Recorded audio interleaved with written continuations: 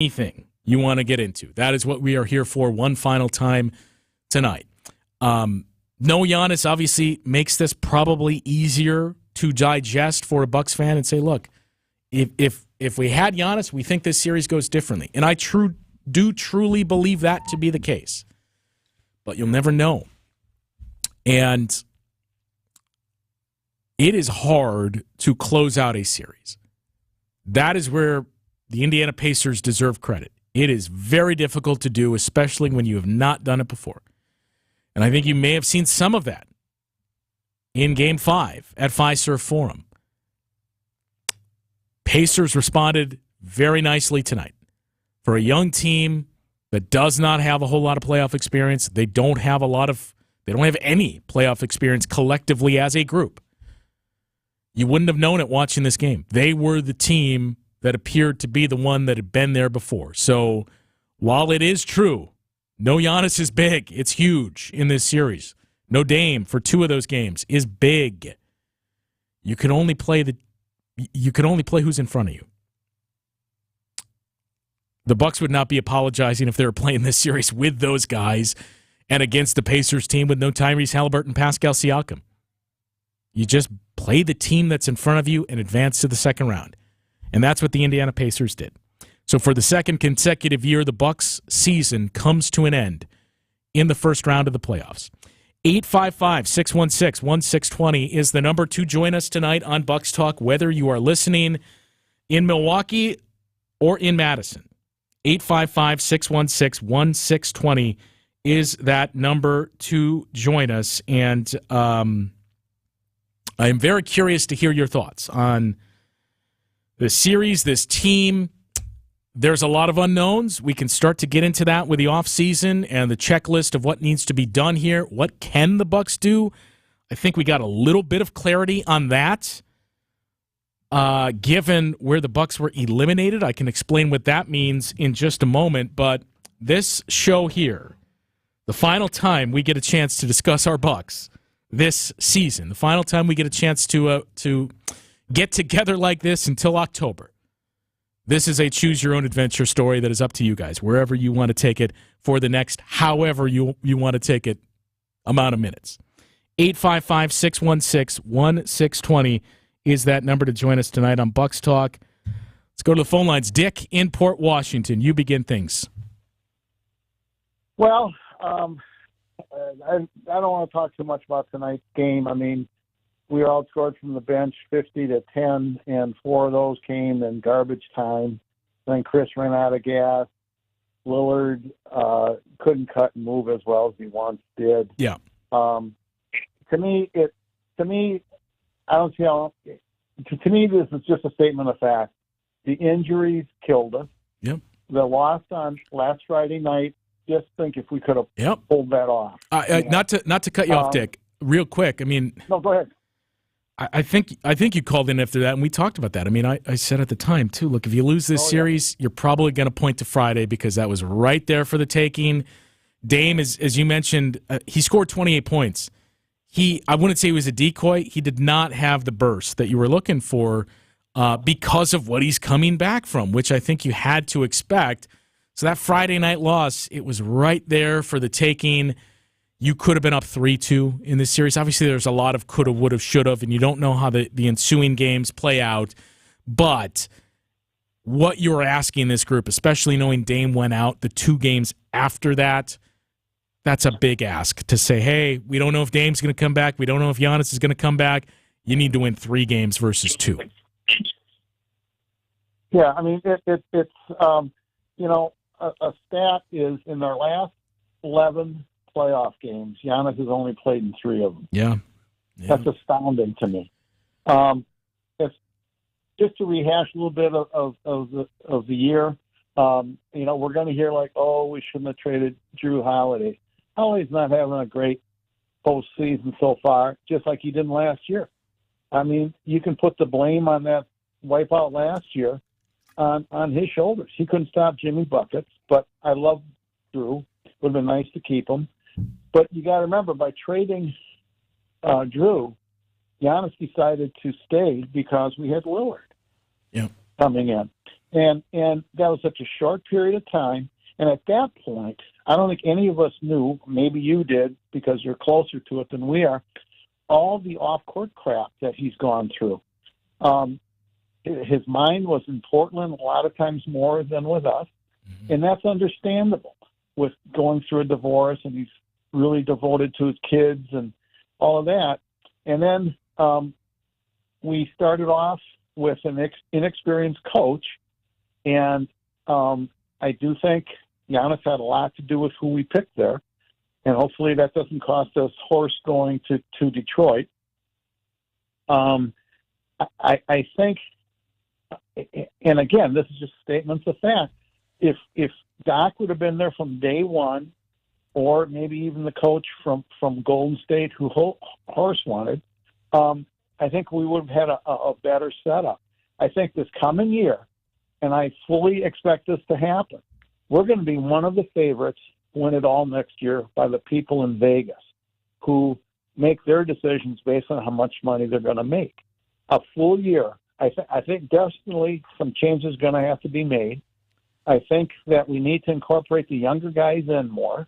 I think Pat C's time might be done. I think, and this is heresy to say this, but what could we get for Bobby to get the team younger and to fill in the holes? And another thing is that our window is shutting real quick here. I think next year is going to be our best chance. And my son reminded me tonight about that because I said, apparently I told him, right after we got Dame, I said, this year, this may not work, but next year we're going to be the killer team. And I think that's going to be true. I think we need to come back strong. Doc in his post-game news conference, I mean, he wants to start training camp tomorrow. Yeah. And you know what? There's so much stuff. Well, I was going to say, and you know what, Dick? He wants to start training camp tomorrow. Andre Jackson Jr., Chris Livingston, A.J. Green, Marjan, they would all say, yeah, great, let's do it, which is what you're going to need. Yeah. And, one of the things that Marcus mentioned tonight, and I wasn't aware of this, and maybe you do, Marjan has been having some injury issues all year long. Were you aware of that? He mentioned that on the TV broadcast. He's had a couple of small things, that he's been dinged up with, and it seemed like it was really starting to pile up towards the end of the regular season. Look, is that why we saw Marjan seemingly fall out of the rotation?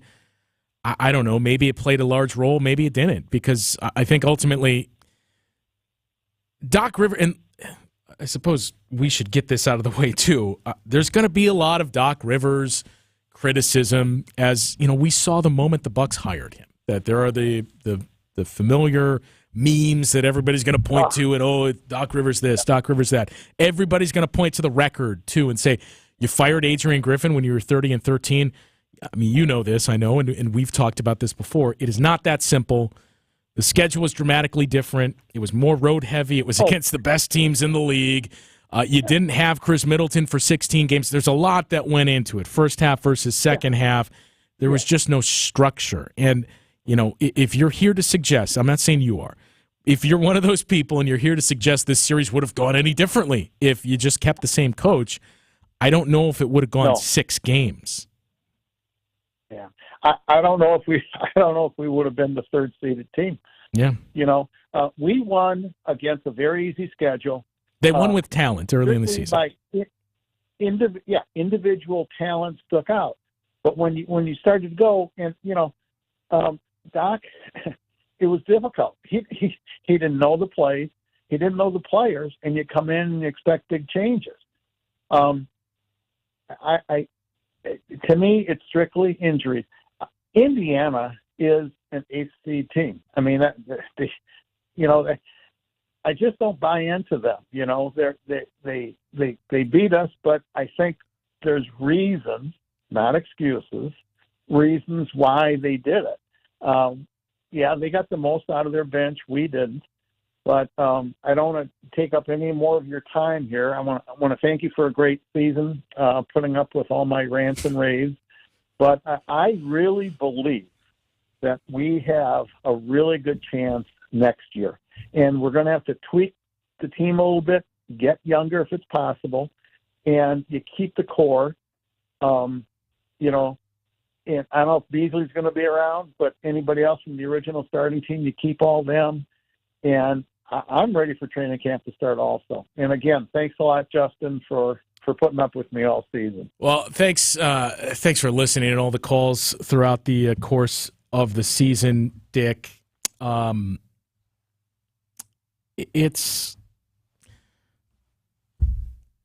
a lot of, I don't know where we even begin with the offseason, but let's closing out some of the points from Dick here. The Marjan thing, who knows if that was the reason why Marjan wasn't in the rotation, if it was just Doc is going to lean on and trust and rely on veterans.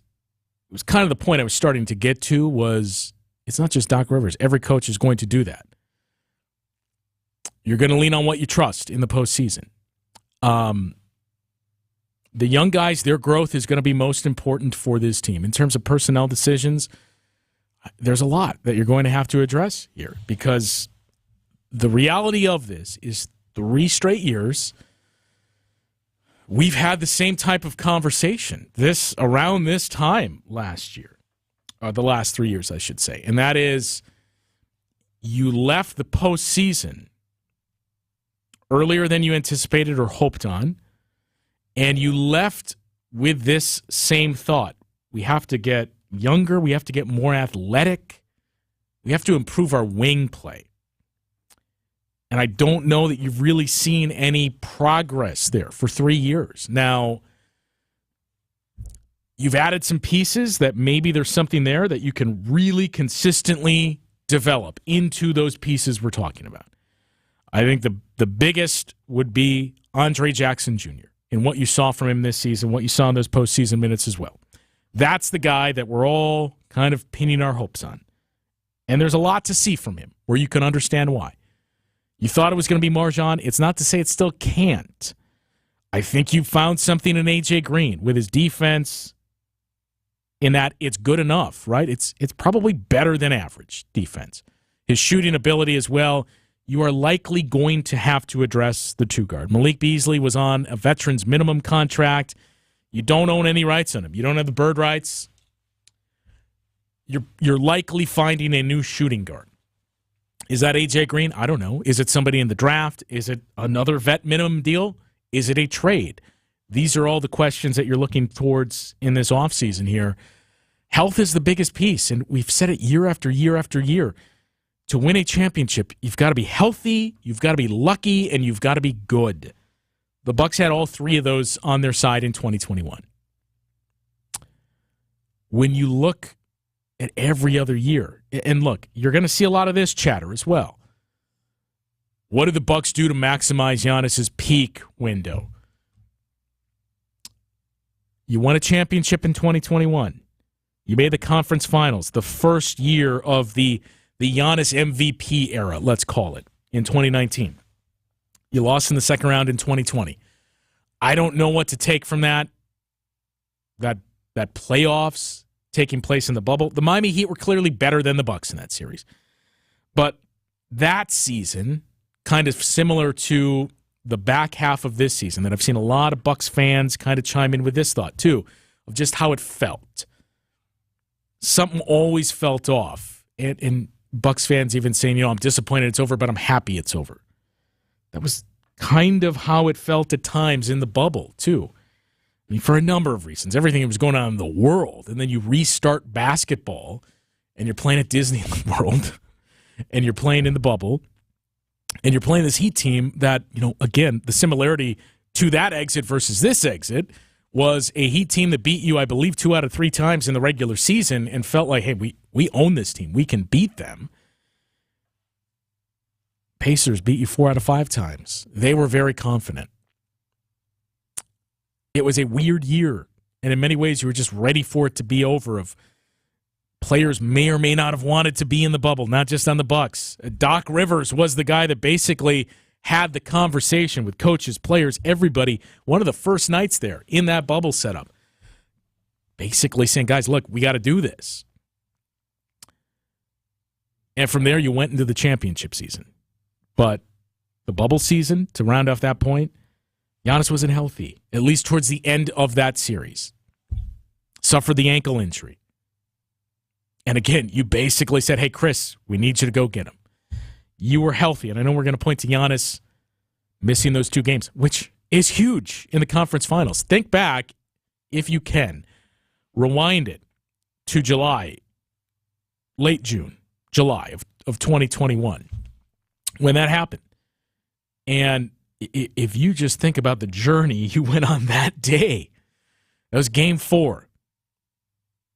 I remember we were doing pep rallies outside of the arena because that was the restart year.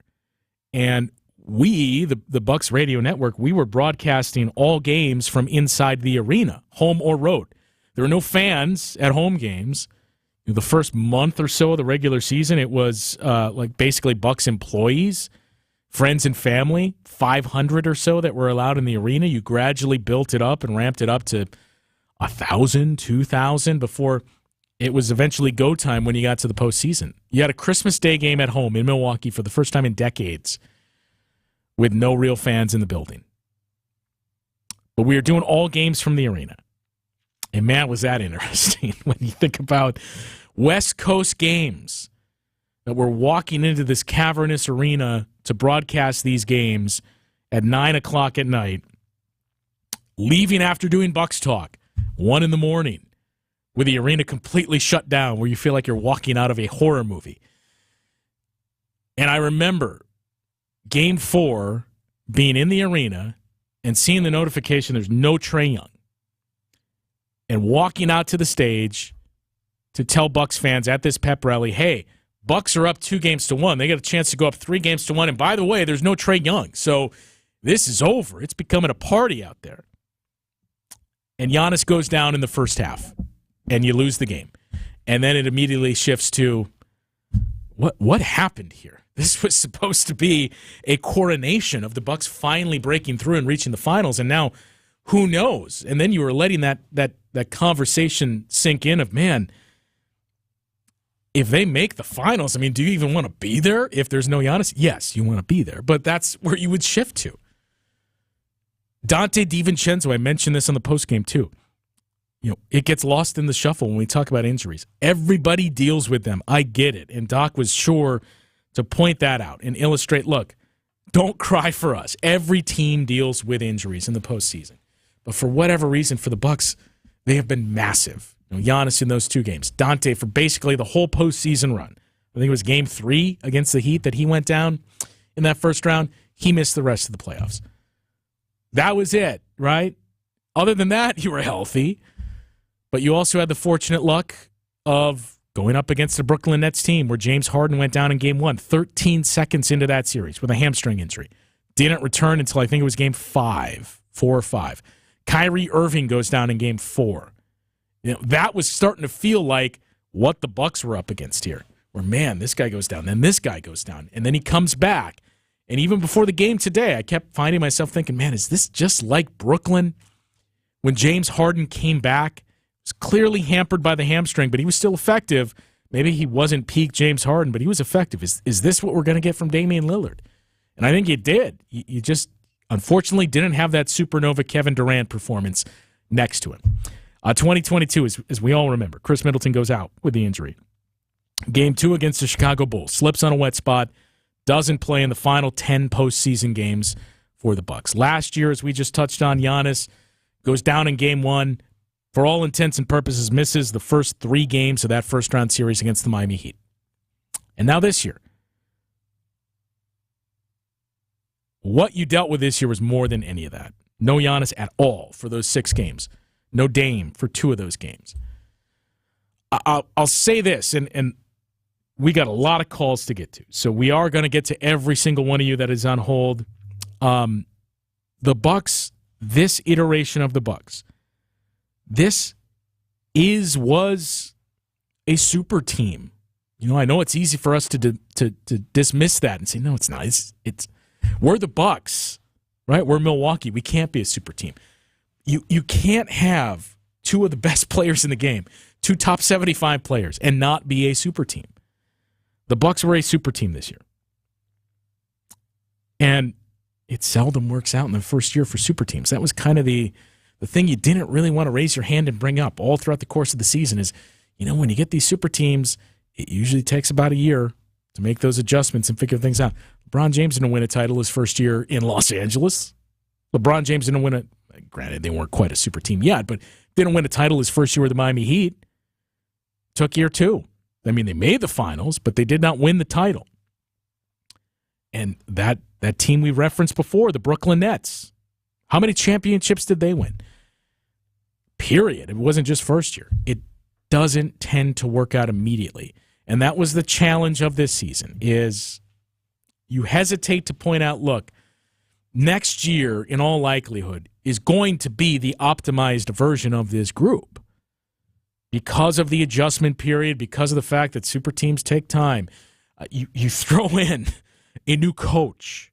And the fact that for the last 12 months, dating back to the first round last year, 4 different guys have been holding the clipboard and wearing the whistle on the sidelines for the Bucks. Bud, Adrian Griffin, Joe Prunty for 3 games in the interim process, and now Doc Rivers.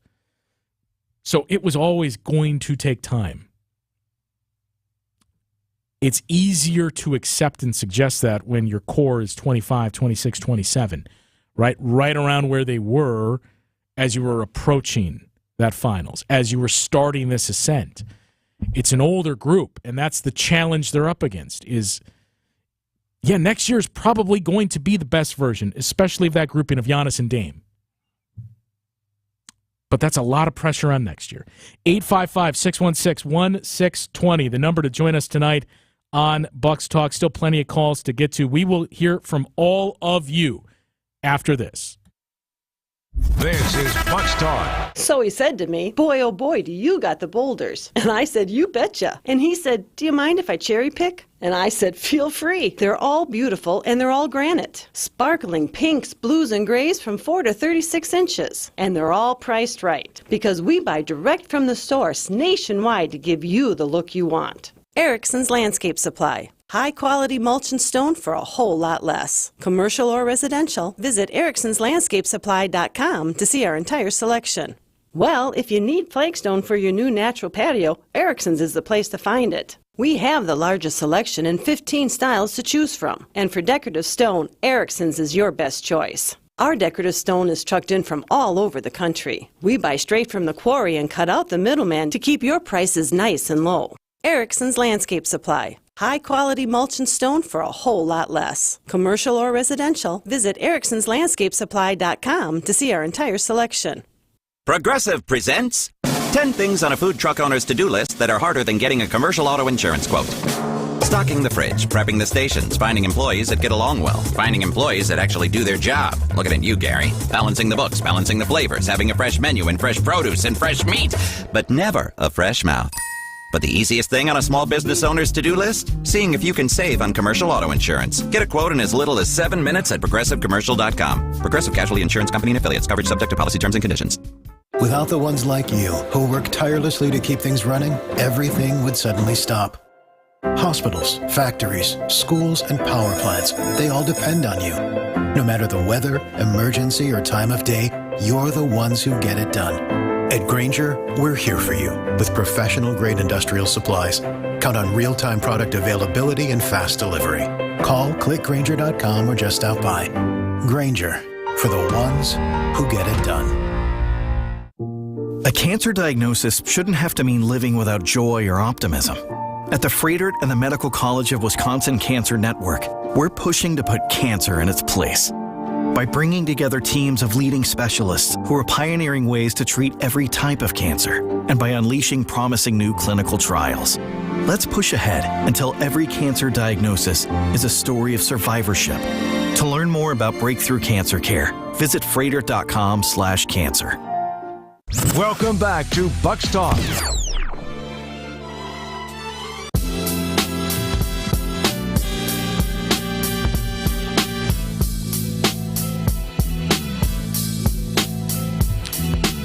Buck season comes to an end in Indianapolis, 120 to 98. I think that was the final score. It's one of those things. The season ends.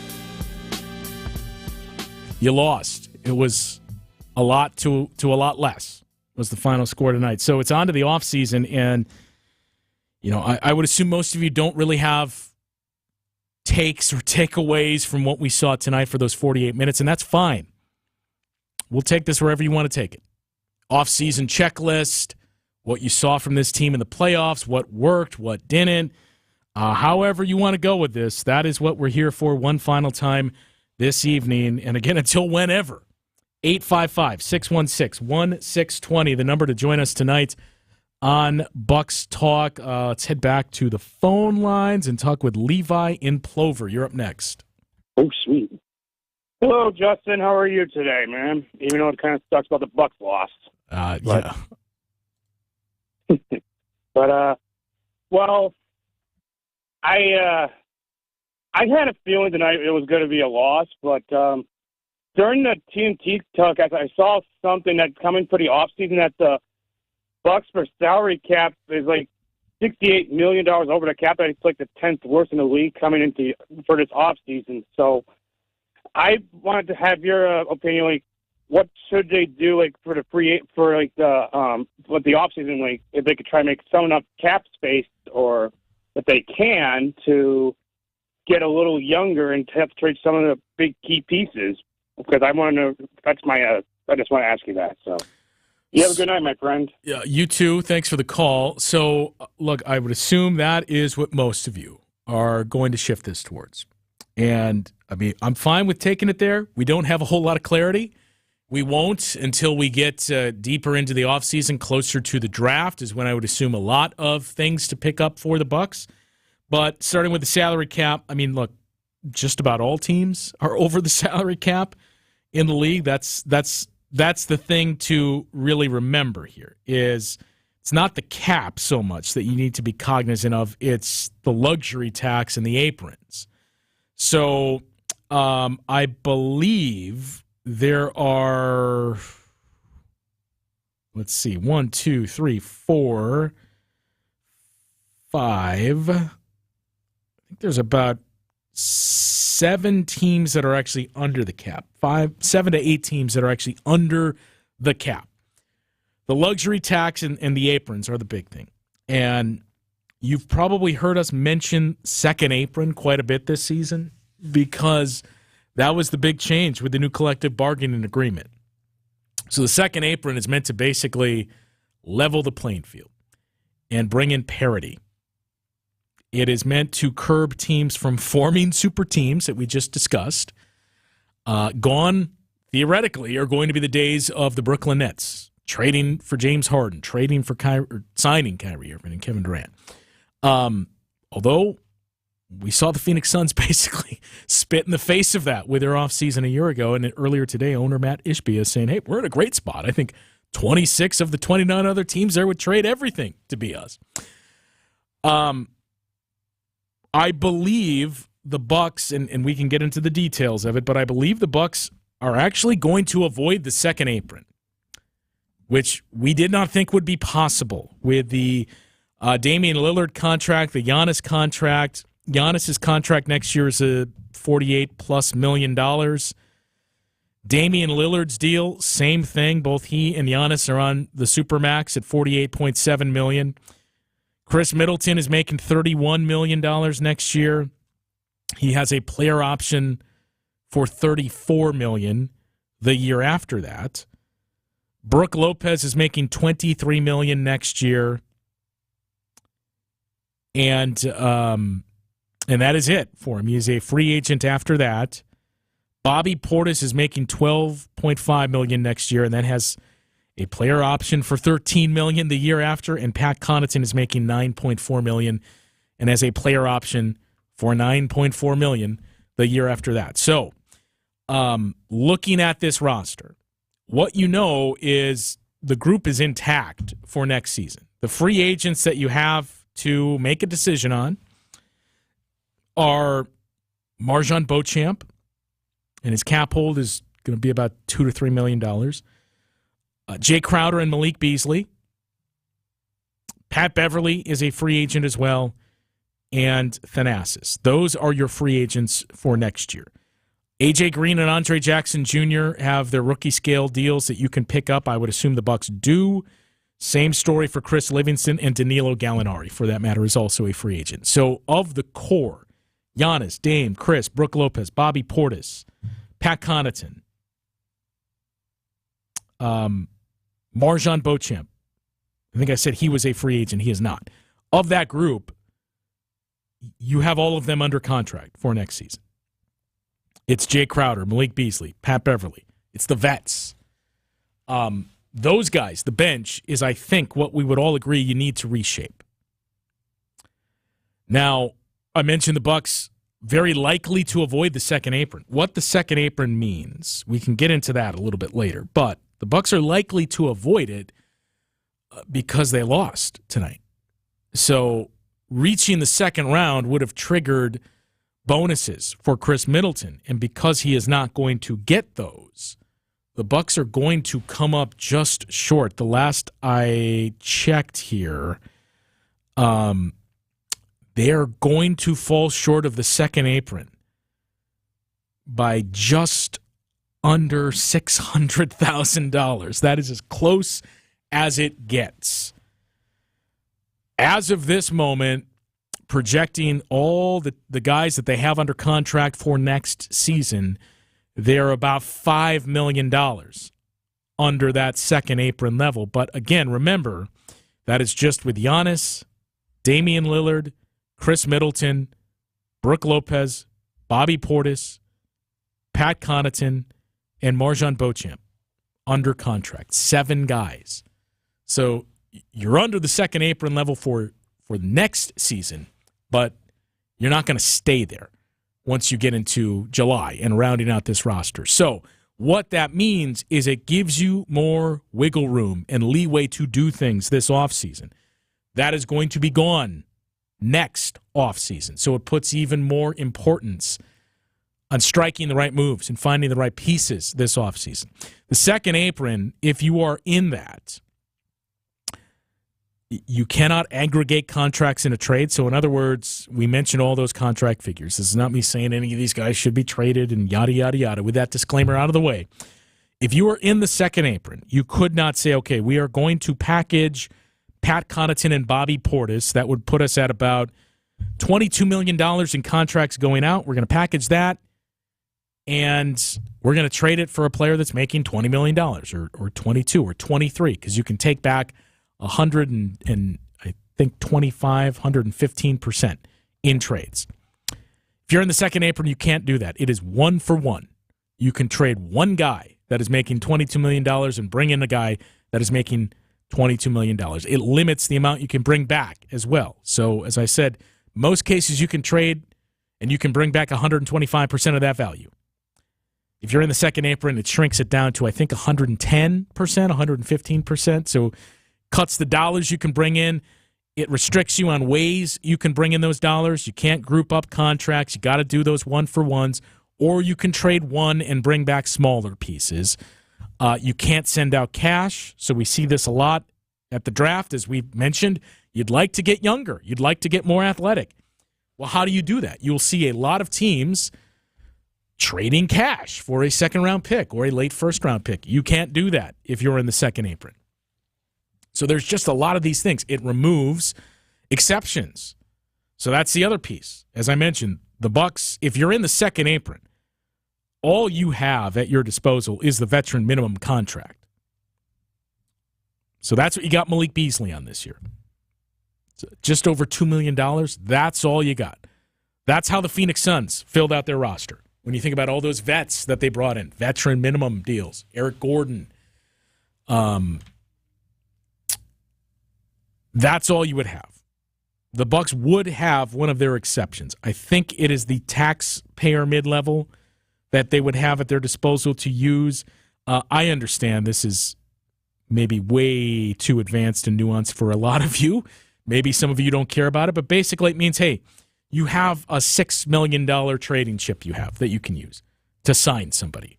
So that's important, and that may be ultimately the silver lining of, look, disappointing end to it, but it gives us a little more leeway to do some things. And as we saw throughout the course of this season and this series, the Bucks need to do some things. We can point back to tonight in the bench production. It was there all season long. And look, I said this during the regular season a couple of times too. It's a top-heavy team. When you trade for Damian Lillard, you're not expecting your bench to be a productive bench in terms of scoring. You need that productivity elsewhere, right? They have to be productive defensively. Think back to the early days of Bud, when the Bucks were on this ascent as one of the better teams in the league. Their bench, their productivity was defense and not giving up the lead. It was never scoring. The last time the Bucks had a real scorer off the bench, Bobby Portis, but before that, it was Greg Monroe. But you need some of that, right? You can't keep going through these stretches where the bench for the opponent is outscoring you 40-10. And tonight it was, 50-10, I think? Tonight it was 41 for McConnell and Obi Toppin. But athleticism, that's the big thing. And what the Bucks choose to do with that first-round pick this summer is going to be very interesting to me as well, because they can trade it. They can trade it on draft night. But do you need to keep it? As we said, you need to get younger, you need to get more athletic. They have a pick swap with the Pelicans this year, and they finished 2 to 3 picks apart. They owe their first-round pick next year. And by way of other deals, it is going to the New York Knicks. They have a pick swap with the Pelicans once again in 2026. So if the wheels fall off, and remember, that would be after this upcoming season, when I mentioned Chris Middleton's in a walk year, he can decline his player option. Same for Bobby Portis, same for Pat Connaughton. Brooke Lopez comes off the books as well. And then you go into that draft. And they have a pick swap with the Pelicans. 2027 first-round pick, that goes to the New Orleans Pelicans as part of the Drew Holiday trade. And then you're done. Then you finally conveyed everything in that deal for Drew Holiday. 2028, you have a pick swap with the Portland Trailblazers from the Damian Lillard trade.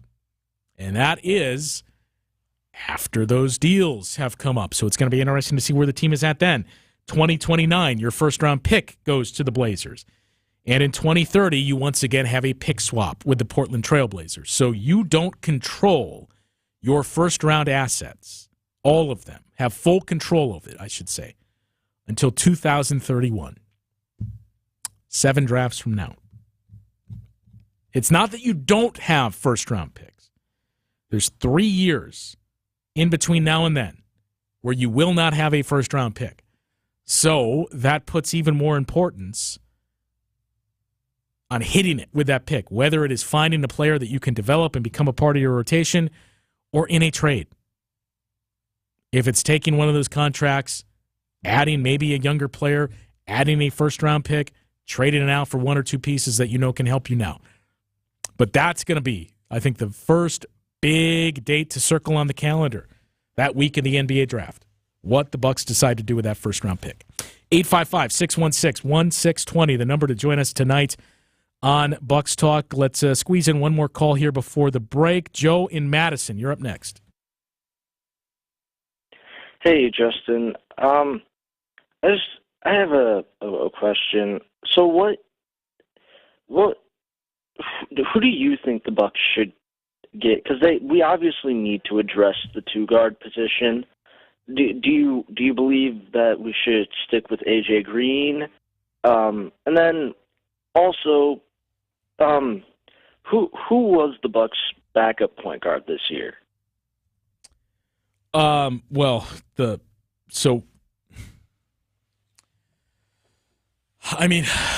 all intents and purposes, for a large part of the season, it was Chris Middleton. But your backup point guard was Campaign early in the season. It was Pat Beverly, and then it became you were playing both of your point guards together. But, that was the other big question coming into the season was what are they going to do at point guard here? Because it wasn't until just before the season started, you get Damian Lillard and you bring in Campaign. But before that, it was man, what are the Bucks doing at point guard here? And that was, I would assume this is part of your point or what you were getting at. That was one of the things that stood out was the challenges the Bucks had bringing the ball up the floor and organizing the offense. Damian Lillard does that. It's not to take away from that, but the way the Pacers pressured the Bucks in this series, you should not be able to do that. Chris Middleton can run an offense. I'm not in the, man, Chris can't handle the ball and Chris is a turnover machine, but Chris Middleton is still not a point guard. You feel comfortable with him handling the ball and running things, but he's not a point guard. And what the Pacers were able to do, again, it kind of had to do with the Bucks not really having a true ball-handling point guard out there at large portions of this series when Dame went down, but also an older group that needed an influx of youth. I don't think it is coincidental that we saw Andre Jackson Jr. is the only guy that was unfazed by that pressure from the Pacers in the backcourt, being picked up 94 feet and being really the only guy that was consistently able to get the ball across midcourt without the Bucks coming close to an 8-second violation. But I think the big takeaway is, what we've said. It's the same conversation we've had for, this will be the third offseason now. You have to get younger. You have to get more athletic. But that is going to be the challenge. And finding that balance is, it's easy for us to say, hey, you got to get younger. I mean, there's merit to that. You need some youth injected into this group. But you're also Damian Lillard, Giannis, Chris Middleton, Brook Lopez. As of this moment, you have those guys. You're a veteran group, so you're not just going to turn over the keys and say, all right, we need half young guys, half old guys. We can point to the Golden State Warriors and say, well, they tried it with the two timelines. It's hard to say the two timelines per se did not work out because the Warriors did get a second championship, an unexpected championship in 2022. The year that the Bucks season, I think that year more than anyone is what you would point to and say, man, they really could have had a second title. The way that team was playing, Chris goes down. Warriors got a second title, but other than that, how do the two timelines work out for them? Trying to figure out the young guys. And part of it is you got to get the right young guys. James Wiseman was not. Moses Moody and Jonathan Kuminga, they look like good players, nice players. Not what you would hope for at the level or at the number the Warriors were picking at. So that's the other challenge of it. It's going to be big for Andre Jackson Jr., A.J. Green, and every young guy you have. To me, look, we didn't see a whole lot of him, but I am very intrigued by Chris Livingston. And I suppose we should have the caveat that it's not to suggest Chris Livingston is all of a sudden going to be a starter for you and playing heavy minutes. But I am very curious to see what you have there because of all those things we mentioned. You need athleticism. I mean, underline it, put it in bold, write it 10 times. You need more athleticism, and that stood out more than anything in this series with the Pacers. When you look at the pace these two teams are playing at, and you look at how much slower the Bucks looked without Giannis on the floor. You need athleticism, and you would love to have that on the wing. Chris Livingston has that. So that's one piece. I don't know if you'd say it's a project. It's certainly not a one-year thing. It's going to take time. But I'm curious to see what you can develop from him. But in terms of the here and now, AJ and Andre are the two guys that you think we've seen extended stretches of. We think there's something there that we can continue to develop. Now, in terms of free agents, again, the Bucks are going to have the taxpayer exception. I believe, as we just went through some of those numbers, I think they're going to narrowly miss the second apron. So they should have the taxpayer mid-level, which typically around $6-7 million, I believe, that you can use to sign a player. But that's the other piece. You got to hit it on that. Now, I suppose it's worth pouring over. I don't, frankly, remember who else was out there when we talk about the Bucks needing to find more young, athletic wings. That's probably going to be your best route, that or a trade, which you can do, avoiding the second apron. But we have these conversations of you need to find some of that. And the Bucks had doubled down on vets. And again, you can understand why with a group that's already older. But your mid-level 2 years ago was Joe Ingles. He gave you value. Didn't check those boxes that we talked about of younger, athletic wings to help you push the pace. So that's going to be curious to see as well what the Bucks do with that, how they choose to use that. 855-616-1620, the number to join us tonight on Bucks Talk. Still a lot of calls trickling in. We will continue to get to those after this on Bucks Talk. You're listening to Bucks Talk. Quality heating. Heat pumps have been the norm down south, but they're new up here. And I'm a big advocate for them.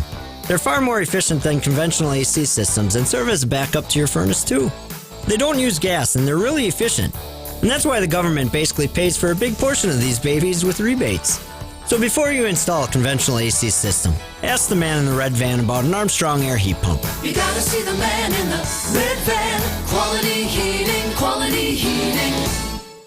Manufacturers can void a warranty if annual maintenance can't be proven. Having a preventive maintenance agreement on your HVAC system keeps your warranty in check, helps avoid nuisance calls and your system failing at inopportune times. You get 15% off parts and labor on repairs, no trip charges, discounted pricing for replacements, and priority service. This is Anthony Zanevsky with Quality Heating. See the man in the red van about a preventive maintenance agreement starting at only $25.50 per month. Quality heating, quality heating. Visit family-owned Ken Michaels Furniture and our in-store design centers where you'll still find beautiful, luxurious, heirloom-quality American-made furniture. Right now, save 30 to 35% store-wide and take advantage of our complimentary design services. Whether you're moving, renovating, or updating, our designers will help your vision become a reality. Visit Ken Michaels Furniture in Brookfield on Capitol Drive and in Greenfield on Highway 100 to save 30 to 35% store-wide today. Sleep better and save more with mattresses from Milwaukee Mattress and Ken Michaels Furniture.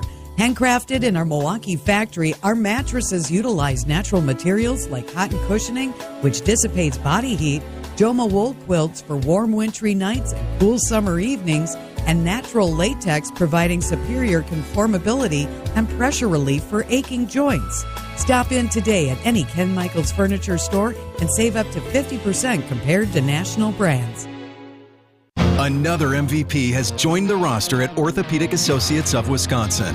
Dr. Ryan Stefanchak. Board certified in sports medicine, physical medicine, and rehabilitation, Dr. Stefanchak specializes in non-operative treatment of the spine, chronic pain, all joints, all musculoskeletal problems, and more, emphasizing holistic care first, with a focus on diet, sleep, stress management, and social connections for a patient's well-being. At Orthopedic Associates of Wisconsin, there is a difference. The Roundball Repartee returns. This is Bucks Talk.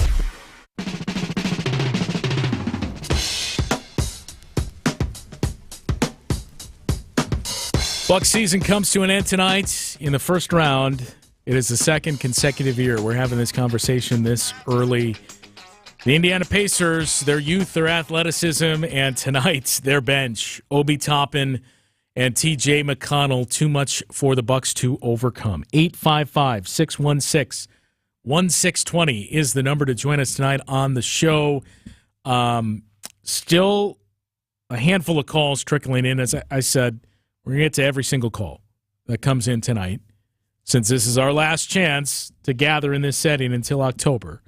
But we will get to every single call that comes in, so long as you're willing to wait on hold. And any text that comes in as well, as I see a few coming in here now. Am I disappointed? Absolutely. Am I surprised? No. This team was never consistent enough to be a serious contender.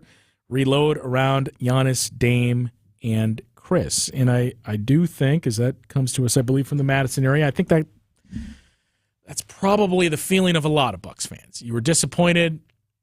I talked about it with some people in Indianapolis before this series began, when they asked me about what's the mindset. And I asked them, what's the confidence level for Pacers fans? Because it seems like everyone that I talk to and hear from, they assume they're going to win this series. And when I was asked, what's the outlook for Bucks fans, it seemed like, I don't really know. This is the least confident Bucks fans have been going into the postseason since they started to put themselves in that conversation as one of the elites in the league. You can get why. This team had been inconsistent all season long, but also, oh, by the way, Giannis is injured, and we didn't know what his status would be for this series. As it turned out, his status was none, unavailable. But it just seemed like because of that, because the year was very up and down, you didn't know about Giannis, it just seemed like a lot of fans were of the mindset of, I'm going to be disappointed if this ends in the first round, but I kind of expect it. To that point, from the 414, glad the Bucks are over for 23-24. Team with issues starting at the top. Lame management that doesn't understand the NBA and lazy, overpaid players. Glad I didn't pay for an overpriced ticket for that fiasco. Was that from you, Max? One from me. Okay, that is certainly a stance. You can't fire Doc Rivers this offseason. Was anyone suggesting they would? Why would you pay 4 coaches next season? Firing Doc is not the move. Reload, give it one more go, then reassess. I mean, yeah, Doc Rivers is not getting fired. The only way Doc Rivers is not the coach of the Bucks next year is if Doc Rivers decides, you know what, I'm good with coaching. I would assume the Bucks are just going to be paying 2 head coaches next year. Because I got to believe Mike Budenholzer is getting a job. And as we always say, where there's smoke, there's fire. Boy, I don't know if Frank Vogel is going to be in Phoenix long. And I said from the start, man, the Cavs make a lot of sense to me for Bud. So do the Phoenix Suns, especially given Bud is an Arizona guy. So that is going to be interesting. But one way or another, I got to believe Mike Budenholzer is on the sidelines somewhere next season. So that's another silver lining. Bucks are paying 1 fewer head coach next season, we believe. 855-616-1620 is the number to join us tonight on Bucks Talk. Let's head back to the phone lines here and talk with Randy in Belgium. You're up next. Hey, Justin. Thanks for taking my call. I'm pretty sure you said these 3 fellows are still under contract for next year, but in your opinion, do you think Bobby, Chris, and Brooke are going to be back next year? And then also, I was wondering, why was Jay Crowder it seems to me he didn't play last year in the Miami series, and he's kind of a no-show here again, in this first round. So those are my questions. I'll just listen to your response. Thanks again. Yeah, thanks for the call. It was a tough series for Jay Crowder, and I don't know that Jay Crowder ever really looked the same after that injury that we touched on early in the season, which was the only injury the Bucks had to deal with. For the most part, injury, yes. I mean, it was really the only absence the Bucks had to deal with in that first half of the season. He's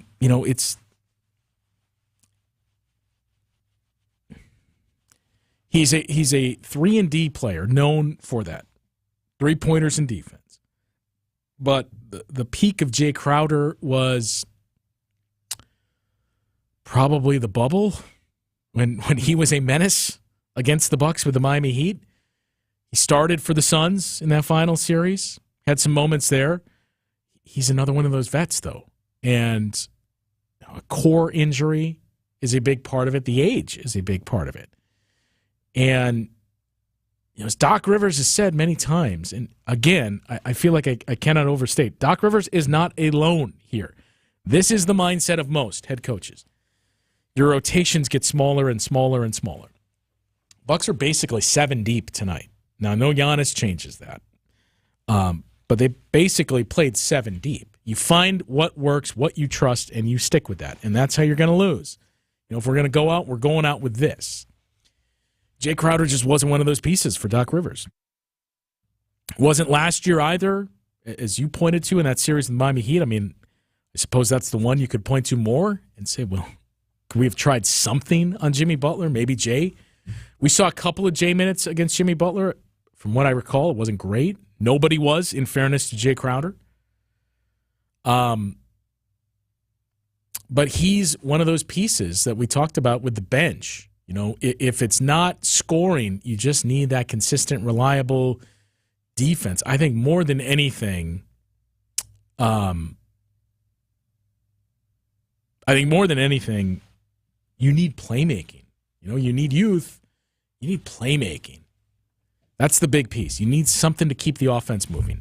The last question that you had, look, I don't particularly like to get into the conjecture business, especially when it comes to players' jobs. I mean, I would be stunned if Chris Middleton is not a part of this team next year. I mean, if for no other reason than you saw the value through these 6 games. You saw he can still give you that. Now, it's a year older, and again, that's going to be the challenge of everything here. But there's also the connection to Giannis. And I think you saw a glimpse at how it makes sense with those 3 guys. The big thing is, how do we keep him healthy? And I suppose one of the conversations, once we get to see this roster laid out, which we are months away from, but I suppose one of the bigger conversations should be, hey, look at what Miami does. Maybe that's what the Bucks need to do. Fans aren't going to like it in the regular season, but if it's 3 straight years of this, maybe that's what we need to do. If Giannis, I think we're going to need you to play 67 games. 66. We're going to need you below that threshold even. Let's just make sure you're healthy for the playoffs. The other ones, who's to say? I don't know. I think those are going to be the names that you hear brought up the most. Brook Lopez and Bobby Portis. Because it's not just, it's not like it's an indictment on their playing. I think the big thing is when you look at the contract size, you're going to look at 3 names. Those 2 guys and Pat Connaughton. Because those are the guys you have on the bench or not Giannis, Dame, and Chris that make the most money that could bring back the most in terms of contracts. The other part of it is Bobby Portis is due for an extension this offseason.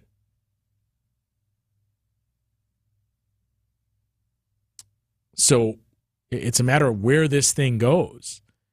You could extend him, maybe save some money on that, and keep kicking the can down the road with this squad.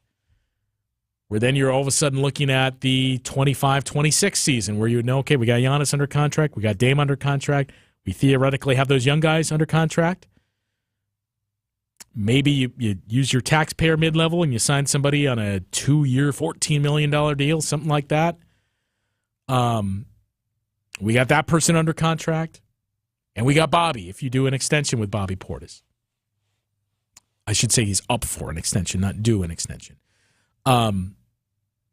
Brook Lopez being an expiring contract to me is the most interesting part.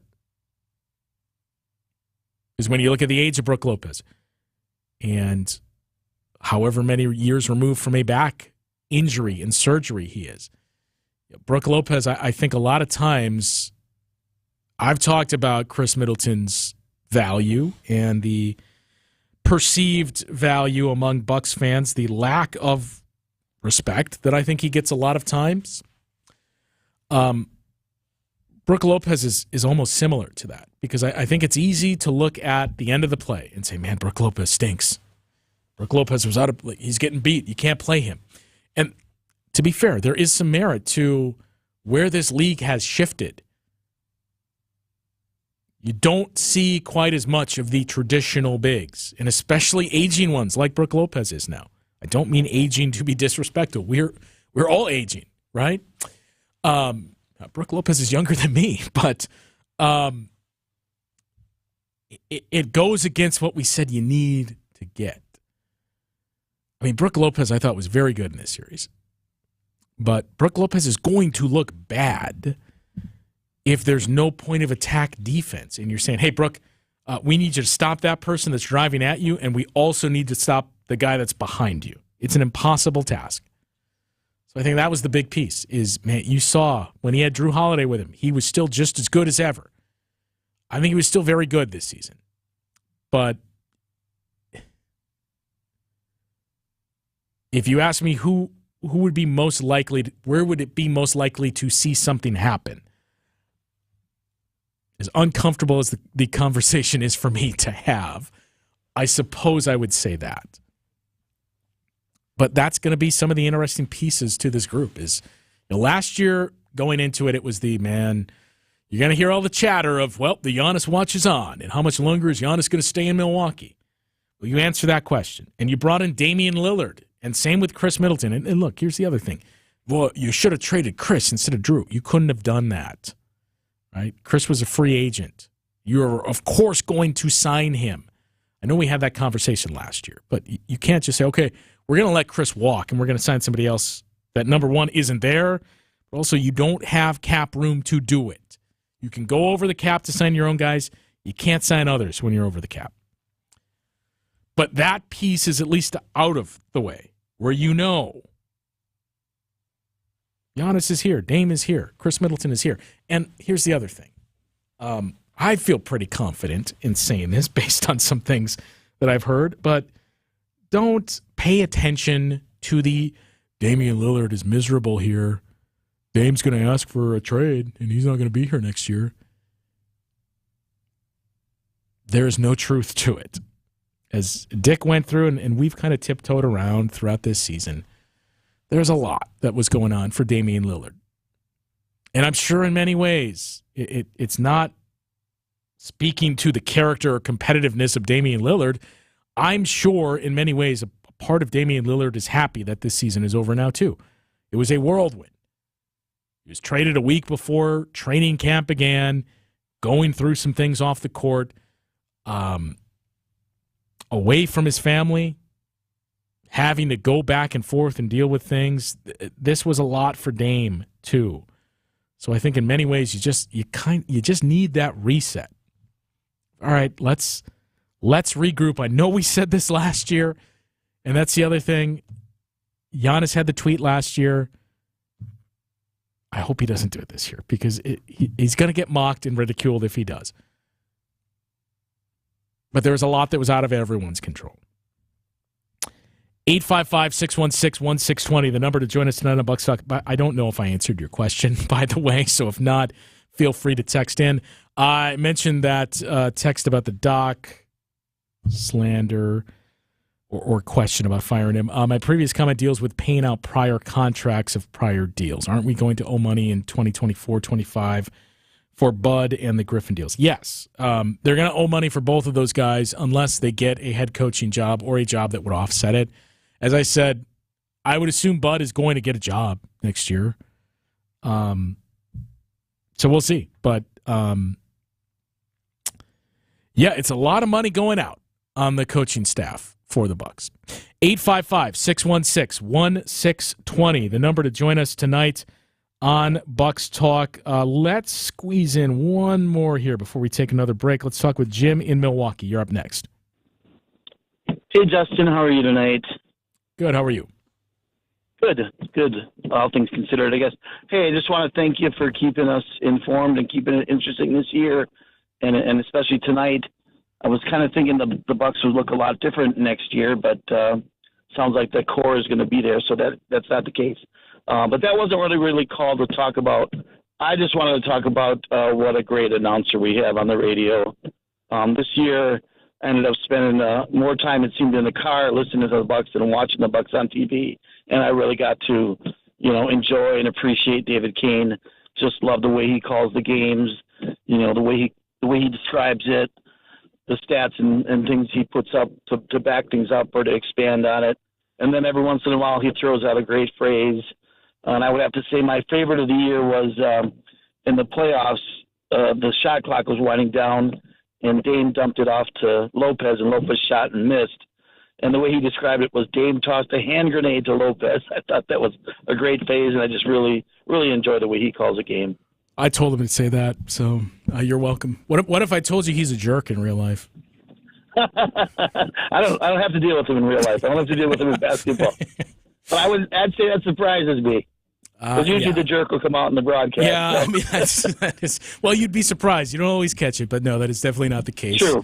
Right. Some people can do well at hiding that. But, I think he's great. I like I said, I listen to him more this year than I ever have before, and surely love the way he calls the game. And I'm almost starting to prefer it to the TV, I would say. We are very lucky to have him. He is very, very good. I would agree with you there. In terms of the other things that you brought up, look, the core, I do think the core is going to stay the same with those three guys. What happens beyond that, I don't know. I think you lost in the first round 2 years in a row. There's a lot more you can point to this year, and I think the tricky part is, I forget how she phrased this, but Camille Davis, who I work with on Locked On Bucks, had mentioned when we talk about 3 years in a row of injuries really telling the story, unfortunately, for the Bucks in the postseason. There's a fine line between excuses and reasons. I mean, excuses and explanations, I should say. Like, how do you decipher which was which? I mean, there's certainly something to it with the injuries, but you can't keep going back to the same thing. I mean, it's like the definition of insanity when it's 3 years in a row that we're pointing at this. Okay, why is this happening then? And sometimes it's just luck, right?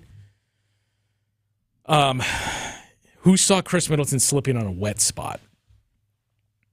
Maybe the Bucks signed a deal with the devil, as I've seen many point out, to win a championship in 2021. Because look what's happened after that. But to me, I think if you lose 2 years in a row in the first round, even if you can point to all the obvious, you didn't have Giannis for the full series, you didn't have Dame for 2 games, you changed a coach midway through the season, you never really got to develop that chemistry and find consistency and continuity with this group, and especially with Damian Lillard and Giannis. I think having said that, this team's goals are much, much higher than making the playoffs. So I would assume, I'm not going to say nothing, but just about nothing. Nothing is off the table when talking about how you shape this roster. I don't think that includes Giannis. I don't think it includes Damian Lillard. I don't think it includes Chris Middleton. It certainly doesn't include a coaching change. But outside of that, I don't know that you could rule out anything as this team looks to start to pivot and find a way of, okay, how do we extend this shelf life?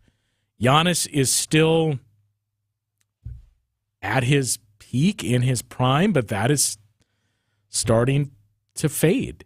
It's not to say Giannis isn't good anymore. That's not what I'm saying. It's the age, and it's the fact that that's a pretty serious injury that Giannis suffered. Thankfully, as we mentioned on the radio broadcast, thankfully, you avoided the absolute doomsday scenario, and that was a Giannis return where something goes catastrophically wrong. A ruptured Achilles or something. Same with Damian Lillard. If that were to happen, then nothing is off the table. Then you really have to re-examine. Need John Horst to stay, a text comes in. And look, that's the other interesting part to keep an eye on. Is we saw John Horst linked, I should say, reports linked John Horst. We don't know that John Horst is actually linked to it, but reports suggesting, hey, the Pistons could look at John Horst. And in offseason, that's going to be important as you try to retool here and figure out how do we extend this. We know we got Giannis and Dame's contract situations, but we need to build pieces around that to keep us at that level. Are you sure our money situation is that good? Well, that's great. Let's start camp ASAP. That's from Dick. Yes. And Bobby Marks of ESPN basically confirmed that they are, by his projections, actually more than that. I think this is including some other bonuses was the number that I saw. But yes, they are expected to be under the second apron this offseason. They will not be once we get to July and they round out the roster. So for next league season, they will not be under that second apron. So that's when those penalties are going to start to kick in. So the following offseason or at the trade deadline, you're not going to be able to aggregate deals in a trade. your picks are going to start to get frozen, your first-round picks, and you could say, well, who cares? We don't have any. But it just kicks the can down the road further. So once you do have that pick 7 years out, which is when the Bucs would own their first-round pick, 7 years out, it freezes. And the only way to unfreeze that pick is 2 consecutive years getting under the second apron, which basically is to say the only way to unfreeze your pick is to take a step backwards. Because the only way to get under the second apron, if you're already in it, is to shed some money and presumably become a worse team. So this, in many ways, could be, and I know I said this last year, I wasn't alone, but this offseason, in many ways, is probably the last big push with this group. 855-616-1620, the number to join us tonight on Bucs Talk. More calls to hear from. We will get to all of you after this. The Hardwood Homilies continue after this. This is Bucs Talk. AccuNet Mortgage is an equal housing lender. NMLS ID 255368. One of the best things about being in business for 25 years is having clients recommend AccuNet to their now adult children for help buying their first homes. That's how I connected with Dan and Allison, and let me tell you, they were fast learners. They quickly embraced our most powerful tool for winning offers, Appraisal Wiggle Room. Their first offer was $15,000 over asking and included a provision which AccuNet guaranteed they could afford to make, that they would still pay the higher offer price even if the appraised value came in up to $15,000 short. The result? Accepted offer versus several others on the very first try. And by the way, if the appraisal had come in $15,000 short, which it did not, Dan and Allison would have needed exactly $0 extra dollars at the closing table. If you think all mortgage lenders are the same, think again. Go with a multi-generation mortgage lender that has the tools and know-how to help you win. Click on the blue button today at accunet.com.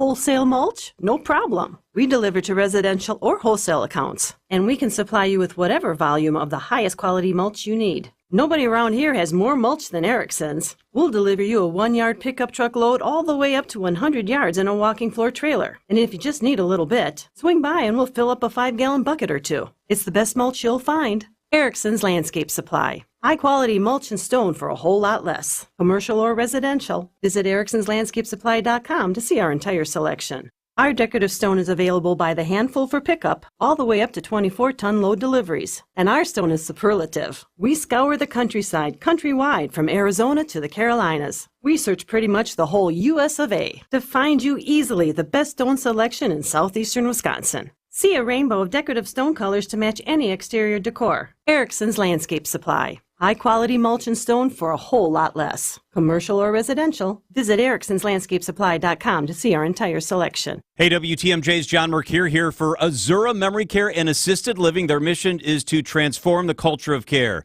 We're all living longer. That means in all of our families, people are facing Alzheimer's, dementia, and other memory-related issues. Azura specializes in caring for those with early to late stage Alzheimer's or other related dementia symptoms. They're Wisconsin-based, 14 in our state, 4 in our area. I've been in their buildings. They're fantastic. It's Azura Memory Care and Assisted Living, empathy and compassion at the core. It's Azura. This is Bucs Talk.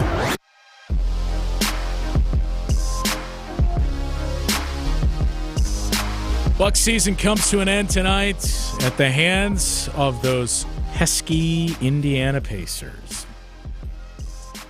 On to the offseason, and an offseason that certainly figures to be interesting. I don't expect a Damian Lillard-esque splash for the Bucs, but you got a first-round draft pick. You're going to avoid the second apron, which is huge for this offseason. But you feel pretty good about that trio of Giannis, Dame, and Chris Middleton, and especially what you saw from Chris in this series. Is that to suggest, hey, you're going to get the exact same thing from Chris Middleton next year? Maybe not. But what helps Chris Middleton more than anything is the fact that he is now your third guy versus the number 2 guy, the guy that has to carry the half-court offense, assuming you can stay healthy. Everything else, who knows? As we just went through the contract situations, I think it's 7 players you have under contract. Most of the free agents, all of the free agents for that matter, are the vets and the guys that were coming off the bench or starting late in the season. Pat Beverly, Jay Crowder, Danilo Gallinari. That's the type of free agents that you have. So that's the good piece. When last year there was, man, you got all these pieces. You got Chris Middleton. You got Pat Connaughton. What is it going to mean for Giannis?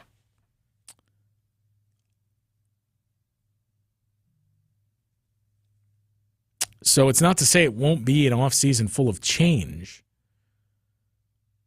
but I don't know that it's going to be quite to the levels we saw a year ago. 855-616-1620 is the number to join us tonight, whether you're listening in Milwaukee on our flagship WTMJ or in Madison on ESPN Madison, and a handful of texts still coming in as well. We'll get to all of those in just a moment. Let's head back to the phone lines and check in with Shu in North Carolina. You're up next.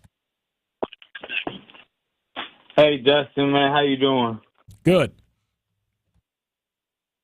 So I got a couple things I want to get off since it's going to be your last show for the year. My thing is, what happened to the minutes for Andre Jackson, and what does Doc Rivers have against young players or getting them ready for the postseason? Because I feel like the Pacers were a young team that struggled and got ready for the postseason, and a lot of our young players were on the bench. And we have to get younger in the front court because Bobby and Brook Lopez could not guard Siakam or Miles Turner when they was on the perimeter. They was too scared of the blow-by, so they was giving up a lot of open threes. And do you think John Horst's job should be on the line just due to the past, 5 years and the decisions like giving away Dante DiVincenzo or giving up 5 picks for Crowder, bringing back Pat Connaughton? I looked up Pat Connaughton's stats, and he hasn't averaged no more than 11 points in the playoffs. And that was just 1 year. He averaged 7 points as a player in the playoffs, and we keep bringing him back as a role player. Meanwhile, there's other role players like Kelly Oubre, and, that's just one. I can't think of them all, but I feel like he needs to do a better job of getting young and athletic because, as you can see, you got the Thunder, you got the Pacers, you got the Timberwolves. The young players are taking over the NBA, so he has to start moving more in that direction. And, yeah, that's pretty much it. Well, look. So, otherwise, thanks for the call, Shu. I'm not going to dispute that they need to get more athletic on the perimeter, especially. Front court, sure, there's some merit to that. I think it's hard to say, man, they need – you have to point this out. You can't mention one without the other. Did Bobby Portis and Brook Lopez struggle defending on the perimeter? Sure. That's also not their strength. That's not what they're out there for. And Pascal Siakam got going early in the series. I thought Bobby Portis did a pretty good job as the series progressed on him. Brook Lopez, again, I thought he did what he was asked to do. I said it. There's two things that I really struggle with and hesitate to do. For the obvious reason of my connection to the team and the awkwardness of suggesting, hey, you got to trade this player, you got to trade that player, you got to cut this player. You're never going to hear me say that. Maybe it's a cop out, maybe it's not what you want to hear, but it's just not what I'm going to do.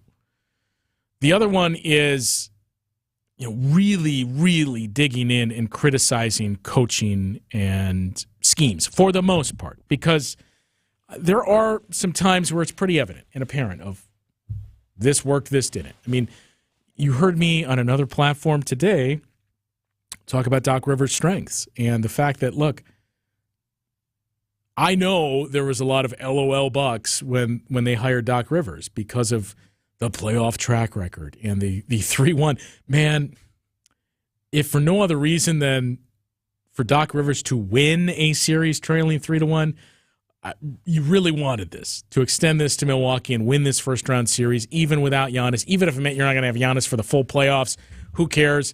Just let Doc Rivers get this. But look, the reality is this. I point this out every time someone will ask about assistant coaches. And we got a text, too, asking about Darvin Ham. We'll get to that in a second. But every time somebody asks about assistants, who are the assistant coaches you need to hire? Or what? Who are the best assistants? We don't know. You can look at Brook Lopez getting beat on a play by Andrew Nemhard, for example. What was Brook Lopez supposed to do on that play? Do you know? Or did we just see the tail end of Andrew Nemhard beating him into the paint and scoring? Was somebody supposed to contain? Was Brook Lopez supposed to be up more? Was Brook Lopez supposed to be back in the drop, protecting the paint? We don't know. We can assume. Sometimes you do know. Sometimes you can piece it together and say, well, here's what the Bucks do. We've heard Doc Rivers say this. And Doc Rivers, frankly, will candidly tell you after the game what was supposed to happen. But we don't know. And especially with schemes and coaches, you don't know what was called. Right? You don't know what the responsibility of each of those guys was. And it's no different with assistant coaches. Right? Everybody loved Charles Lee. I'm not saying Charles Lee was bad. We don't know what Charles Lee was responsible for. The Bucks had a very good staff, and I think that is notable. And I think they have one now. It was an untested, unexperienced staff to start the season. And I think there was frustration there. You can't say the same now. I don't see any real wholesale changes. I'm sure there will be some thinning of the bench. Doc has alluded to that quite a bit. It's a lot. They got a lot of assistants, right? When he inherited a family and he brought his guys with him too. 3 assistants along the way that Doc brought in. But it is a good staff now. I truly believe that. When you hear from some of these guys, when you see their proven track record. Dave Yeager was a head coach. Rex Kalamian is a guy that Doc Rivers has talked about detailing defenses, right? You know that. But early in the season, when people ask me about their staff, I don't know. You know, like, how good is Patrick Mutombo? I don't know. I don't know what he's responsible for. Maybe on a given day you'll know. You know which guys had the scout. You'll see guys working with specific coaches. You'll hear somebody talking about something that they worked on. So on those individual bases, yeah, I know that they did that. But by and large, we have no idea. Right? This isn't the NFL. That's their offensive coordinator. Now, there is some of that with Rex and with Dave Yeager, but not with the rest of these guys. It's not, yeah, this guy runs the defense. This guy runs the offense. This guy works with the point guards. So there's a lot of ambiguity.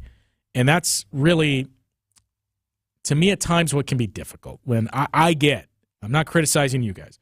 I get the knee-jerk reaction. I get the fan reaction. But it's not always as simple as seeing what your eyes tell you, this guy stinks, or this guy blew the play. It's not always the case. Go back a couple of games ago. Doc Rivers talked about this specifically in Game 3. When you looked at some of those rebounding issues the Bucks were having, and you thought, man, Bobby's not having a great game. And after the game, Doc was like, I got to review the film. I'm not sure. My initial reaction was, I liked what Bobby did. I think our guards put him in a bad spot, or our guards didn't do this. Then when we caught up with Doc Rivers again a couple of days later before Game 4, he doubled down on that. Yeah, I thought Bobby did a good job. We just didn't help him out with our guards. So that's the other thing, is just keep that in mind. That we just don't know. You're not the one calling the plays. You don't know what the set was. You don't know what the responsibility was. For the most part, some of you may. But it's not always as simple as watching the end result and saying, man, this guy screwed up because his guy beat him. Same in football, certainly. Same in any sport. But in this one especially, it's extra difficult because of how ambiguous assistant coaching is. Player personnel, same thing. I'll tell you how much public information guys are making, what their contract term and length is, who's a free agent. I mean, I'm not going to say the Bucks need to trade this player. They need to trade this player. I'm done with this player. I don't know what to expect in this offseason. Is a long story short. I don't expect any knee-jerk reactions here. I do think, again, it depends on how you choose to view this. You could say, we can't have this conversation year after year. Something needs to be done. Maybe. Or you could say, look, I know it was an up and down year, but I will tell you this. I do know this was a very confident group. This was a group that felt like This thing is headed in the right direction. I remember after the second West Coast road trip, and the Bucs did not have very good West Coast trips this year. But I remember shortly after that, that was the message, that they felt like, let everyone talk. We know what we're doing is working. We know it's working better, I should say. The defense was certainly better. Maybe it wasn't quite to the levels that we saw those first 10 or so games under Doc Rivers, but by and large, the defense was better since that change. Was it good enough? That's an entirely different conversation. Injuries were a part of it, but I do know this team felt very confident and liked where they were headed and liked playing for Doc Rivers. So in that sense, I don't think this is a knee-jerk, well, we got to blow it up. We know these guys are untouchable. Everything else is up for grabs. There is going to be change. I think we all know that much. But this isn't going to be last year, where there's certainly not going to be a coaching change, and there's not going to be the home run swing, whether that's good or bad. You know, there is no Damian Lillard here. Free agents, we can take a look at who's out there. It's not much. You know, this is not a good draft class. It's also not a good free agent class, but it never is. You know, that's where this league is headed now. Not headed. That's where this league is gone. You don't make changes through free agency. You do it through trades. Guys don't hit the market anymore. Paul George is the best free agent. I think the assumption is he's going to one of two teams. He's staying with the Clippers or he's going to the 76ers. The other names that you would look at, they're role players, and that's what the Bucs need. But there's not really the young guys that we're talking about, right? What do you need? You need a shooting guard. Not to say Malik Beasley is gone, but as I mentioned, you don't own any rights on Malik Beasley. He was on a one-year deal for the veterans minimum. You don't have bird rights on him. What bird rights means is you can go above the threshold to keep him. You're over the cap. So if you had bird rights, you could give him X amount of dollars, more than the veterans minimum, because you had those rights and he was already on your team. Bucs had that with P.J. Tucker. They opted not to use it. They had it with Bobby Portis in the past. They did use that. Same with Pat Connaughton, right? That's how the Bucs are able to keep signing these guys when they're so far over the cap. Don't have it with Malik Beasley. So if he came back, it would be a veterans minimum. The conversation is also, we've seen this, we talk about the Bucs doing the same thing over and over. What do you expect? We've seen the same thing from Malik Beasley, too. He has a lot of value in the regular season. Things change in the postseason. And somebody asked me earlier in this series, too, can you explain what the difference is in the regular season and playoffs and why guys, Malik specifically, why guys can struggle to shoot in the postseason but not in the regular season?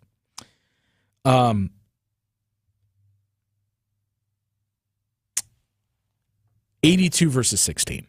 You hear that all the time. 82 player or a 16 player. In other words, you got to win 16 games to win a championship. So are you a guy that you can play 82 games, or are you a guy that matters in the postseason? What matters in the postseason is half court. Tough shot making. Are you a two-way player? Can you be played off the floor? Making tough shots, as we mentioned, but also, are you a guy that they're going to leave open? Because that's the biggest difference. You'll see guys hit a high rate whenever you ask, why did this guy shoot 31% in the playoffs when he was a 48% shooter in the regular season? And unfortunately, the Bucs have had a lot of those guys of late. We saw it from Malik this year. Malik had 2 good games for you, but especially with no Giannis and 2 games without Damian Lillard, you needed 6 good games from Malik Beasley. Malik, we saw it with Grayson Allen. Saw it with George Hill. We saw it with Niko Mirotic. Mirza Teletovic way back when. Up and down the list.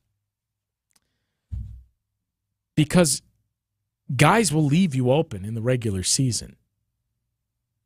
Maybe you're catching a team on night 2 of a back-to-back, where it's their 3rd game in 5 nights. Or they didn't have the scout on you. Or they just don't care. Or they're undermanned themselves. You can see those numbers inflate in the regular season. It's why we keep saying, man, the playoffs are such a different animal.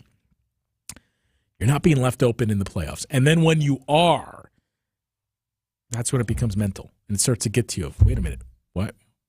Why are they leaving me open here? Sometimes it works. Sometimes it doesn't. I don't know that it was entirely by design tonight. But there's one. T.J. McConnell had a wide open look. Knocked it down. Obi Toppin had some open looks. I don't have to remind you about Grant Williams 2 years ago. So that's the big difference. Is Damian Lillard is that guy. You have that guy that you know can hit those shots. And I think what you saw from Damian Lillard in these 4 postseason games that he played in, you got what you were expecting on his end. He held up his end of the bargain. 35 at the half in game 1, 35 for the game, but I thought he played within the game in the second half. 34 in game 2. What he did tonight where he was clearly hobbled. He was not 100%. You could tell that from the jump.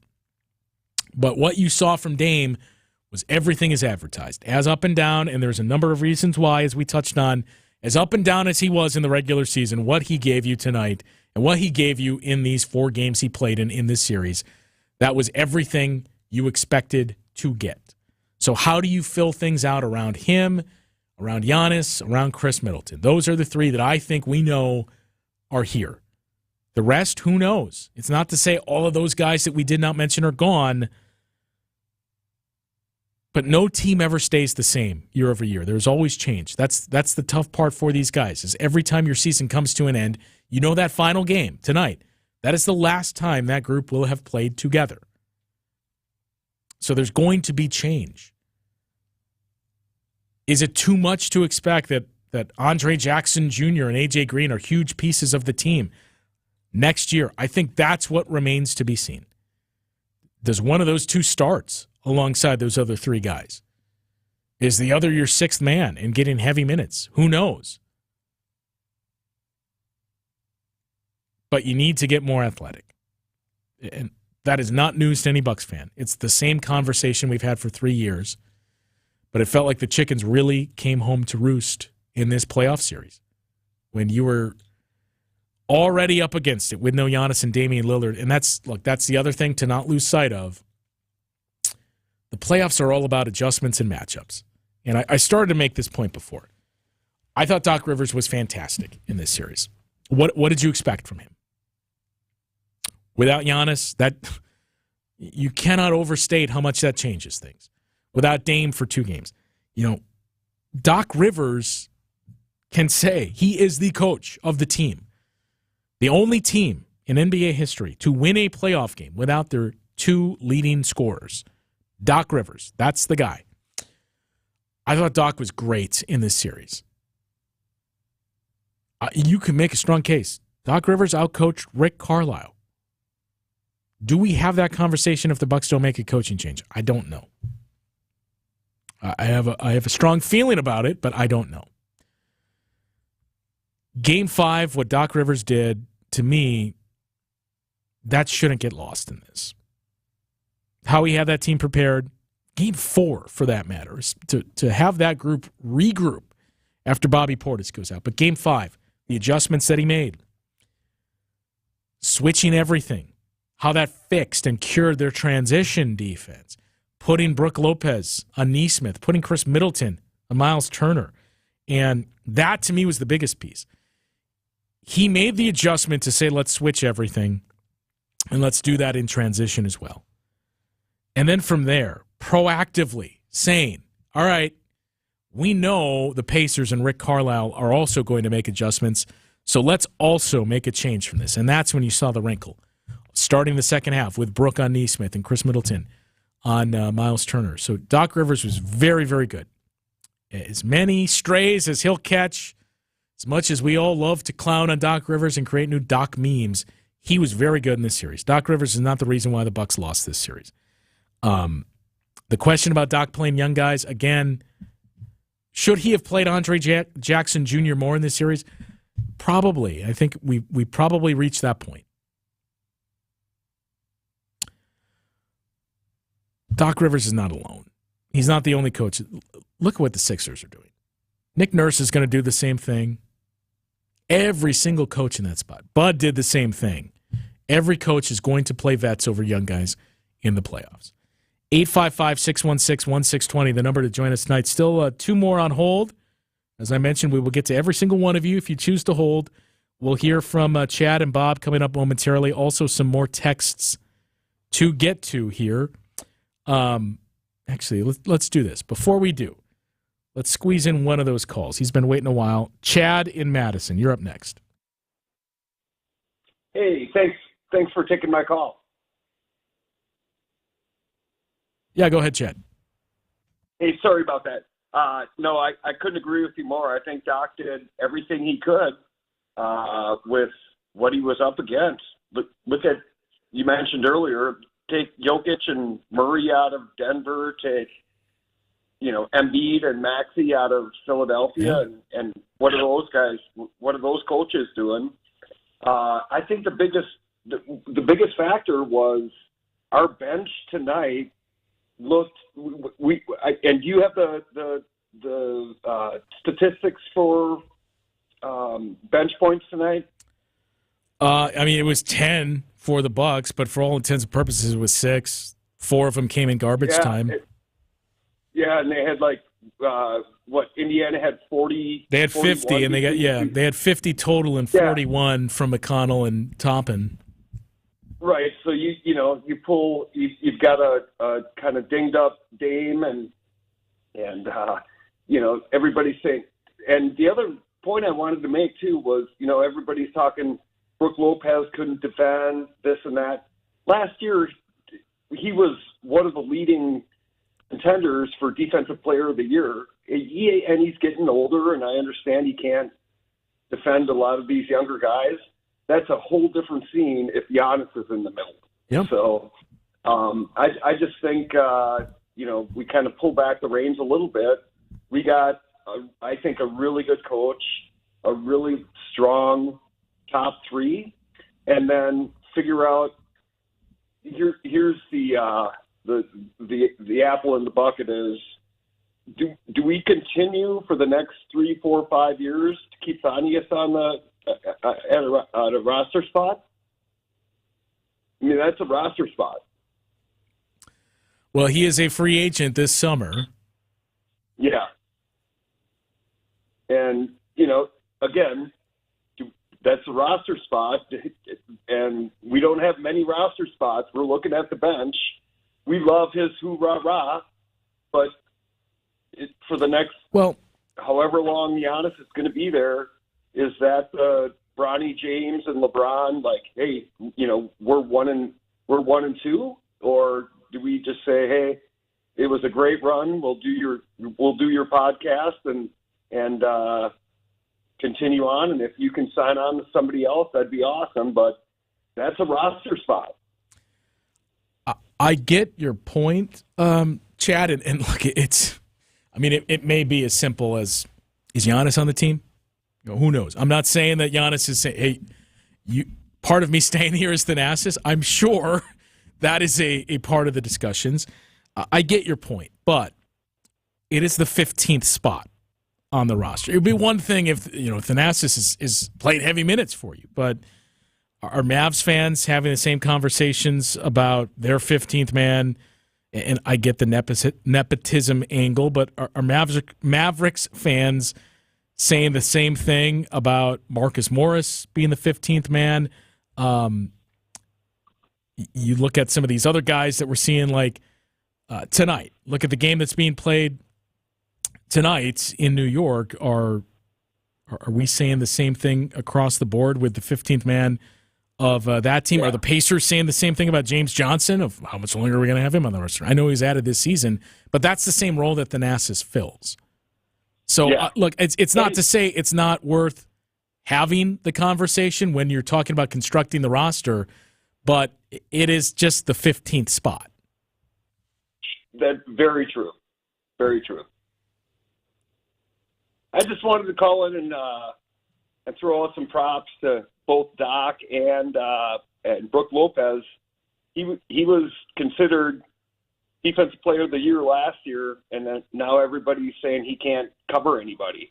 Well, it's a little bit tougher covering everybody when Giannis isn't in the middle. Well, when Giannis isn't in the middle, that's a big piece of it. Is we touched on what Obi Toppin and Pascal Siakam were able to do for Toppin tonight. Well, Toppin was effective throughout this series because look, the one thing he brought was burst, and that is where it really stood out. It wasn't so much Tyrese Halliburton. I think it's pretty clear he's still dealing with the hamstring issue and now working through back issues. But he was the guy that felt like he was playing at a totally different speed in the regular season. In these games, it was Obi Toppin and TJ McConnell that was the ones that were just, man, they're light years quicker. Giannis not being out there changes all of that. It changes Brooks' help. It changes how effective you can defend their bigs, to that point that was made earlier. If you need more athletic bigs, I don't disagree, but you also anticipate to have Giannis, and that is an athletic big. Maybe we've reached the point, too, where, I know, and I've not been alone here, I know I've always been hesitant of, do you really want Giannis as your 5? That seems like a lot of wear and tear through the regular season. Maybe we've reached that point with where the league has headed, that's the type of guy you need at a 5. But I'm with you, and, the two guys that I will defend until my dying breath are Chris Middleton and Brook Lopez because of how valuable they have both been. And I think it's easy to pick on Brook and say he was at fault for this or this or this. Giannis is a big piece, and he needs help on the perimeter. And Drew Holiday, not having him there, that's also a big piece if you're asking Brook to clean up everything that's coming at him and still stay with his responsibility. Right. No, I couldn't agree more. Hey, great season. I look forward to next fall. You guys do a great show.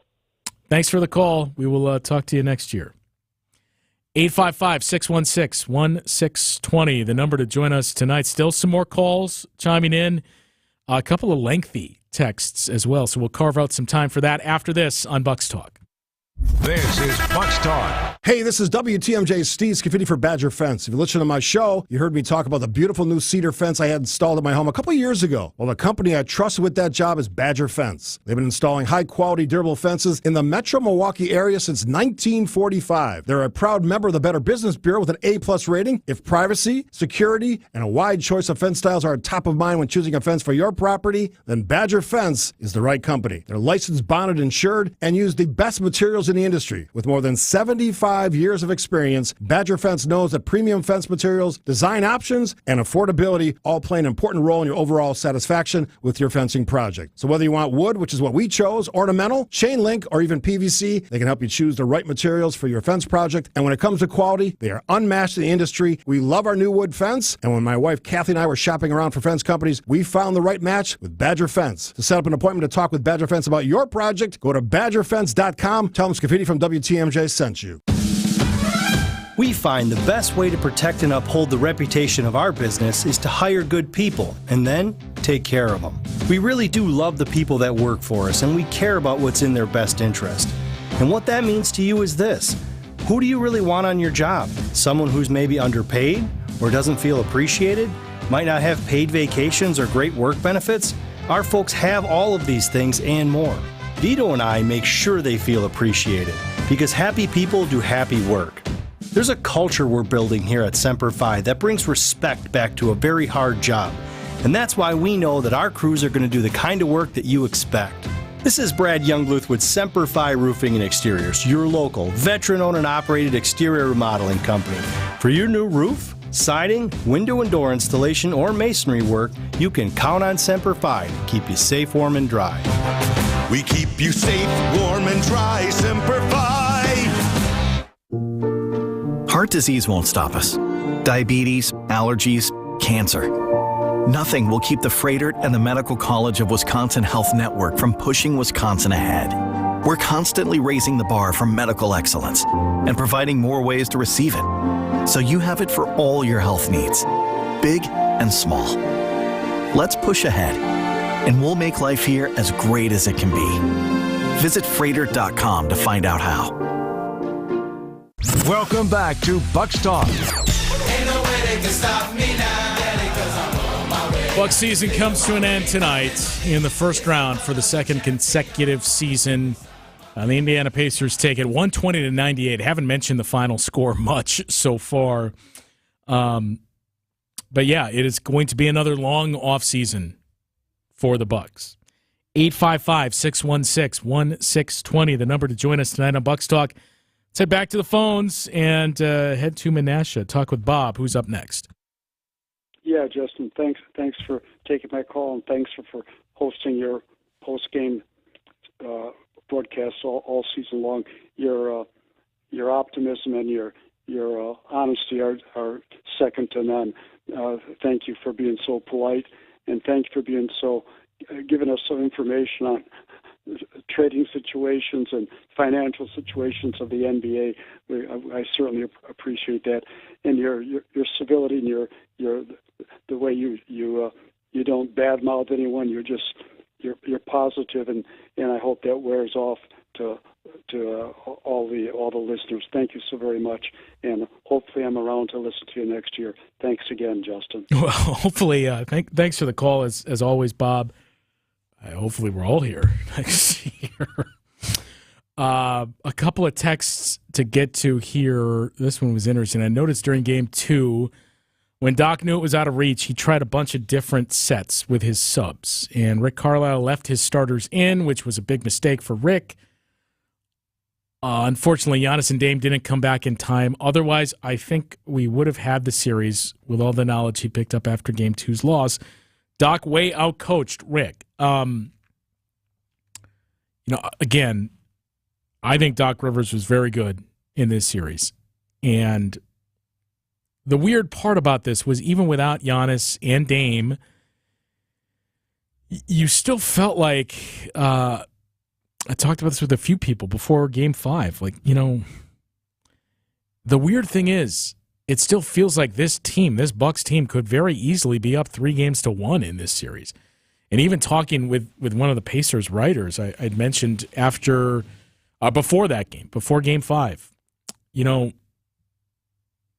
would you say the Bucks outplayed the Pacers in Indy and still went 0-2 in those games? And he agreed. It just goes to show you how important talent is and having your best players on the floor is. I mean, look, it can sound like loser speak and crying over spilled milk. I do believe if the Bucks were healthy, they win this series. I do believe if the Bucks were healthy, they win the semifinal series against the Celtics 2 years ago. Last year's the one that I don't know. I don't know if you could talk me into that. I get Giannis went out in Game 1 early, didn't play in Game 2, didn't play in Game 3. I don't know. That was a different beast in the Miami Heat. And case in point, evidence of that, we saw the Heat go all the way to the conference final, to the NBA finals, I beg your pardon. So that's the one I don't know. But I do believe the Bucks win this series if they're healthy. And that was, something that you knew was possible, especially when we dug up those quotes from Malik Beasley back from, I think it was January 3rd or January 4th, 5th, somewhere after that, just after the Bucks played the Pacers for the 5th time this season and lost. And Malik Beasley said, yeah, we're going to see them in the playoffs, and it's not going to be pretty for them. Well, you knew there was a chance you would have to answer that. But, look, there's no way of ultimately answering that. We can believe it. We can say, hey, it'll be different next year. It might. But that's the unfortunate part about the postseason is it's all about adjustments. It's all about the series. What do you gain throughout the course of the series? What do you pick up on? What are the changes you make? Where do you find those edges and those margins? But how healthy are you? The Bucks just were not healthy. I don't want to spend too much time on, hey, if the Bucks were healthy, they win the series. Like I said, I think that is the case, but I don't want to spend too much time on it because it is just disrespectful to, number one, the guys that are out there for the Bucks and to the Indiana Pacers. I know it's easy to hate on the Pacers. They certainly did not make things easy in terms of taking a loss with grace. But we remember what that was like. Granted, the Bucks' drought was longer, but the Pacers had not won a first-round series since 2014. Do you remember 2019, what that felt like? And granted, you were the 1 seed going against an 8 seed when the playoff format was different. There was no play-in tournament, and that was back when, especially in the East, 7 seed, the 8 seed, they were bad. It was really just 4-5 was typically the only competitive series you would see. Everything else was a sweep or a gentleman's sweep. But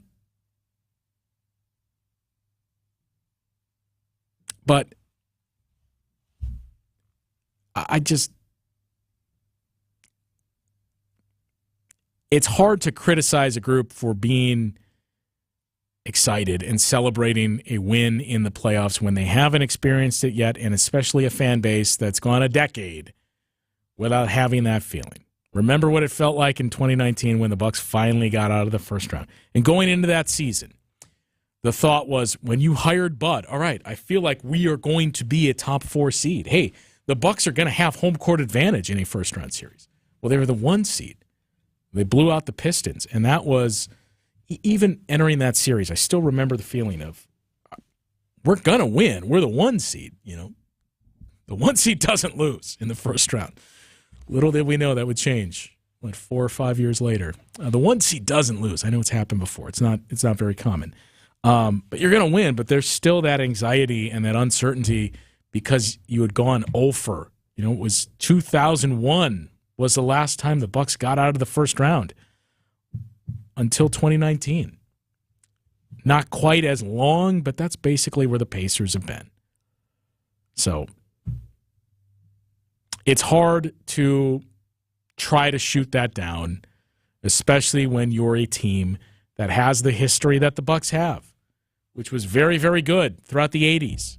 If you're old enough to remember that era of Bucks basketball, you can quickly point to, hey, this is great. I know they won a championship. Let's also not lose sight of what they did in the 80s, late 70s into the 80s, really, 91 when that ran out. But after 2001, it was pretty bleak, as a lot of you remember, hoping to make the playoffs, losing in the first round to the Miami Heat, losing in the first round to the eventual champion Detroit Pistons, losing in the first round to the then New Jersey Nets.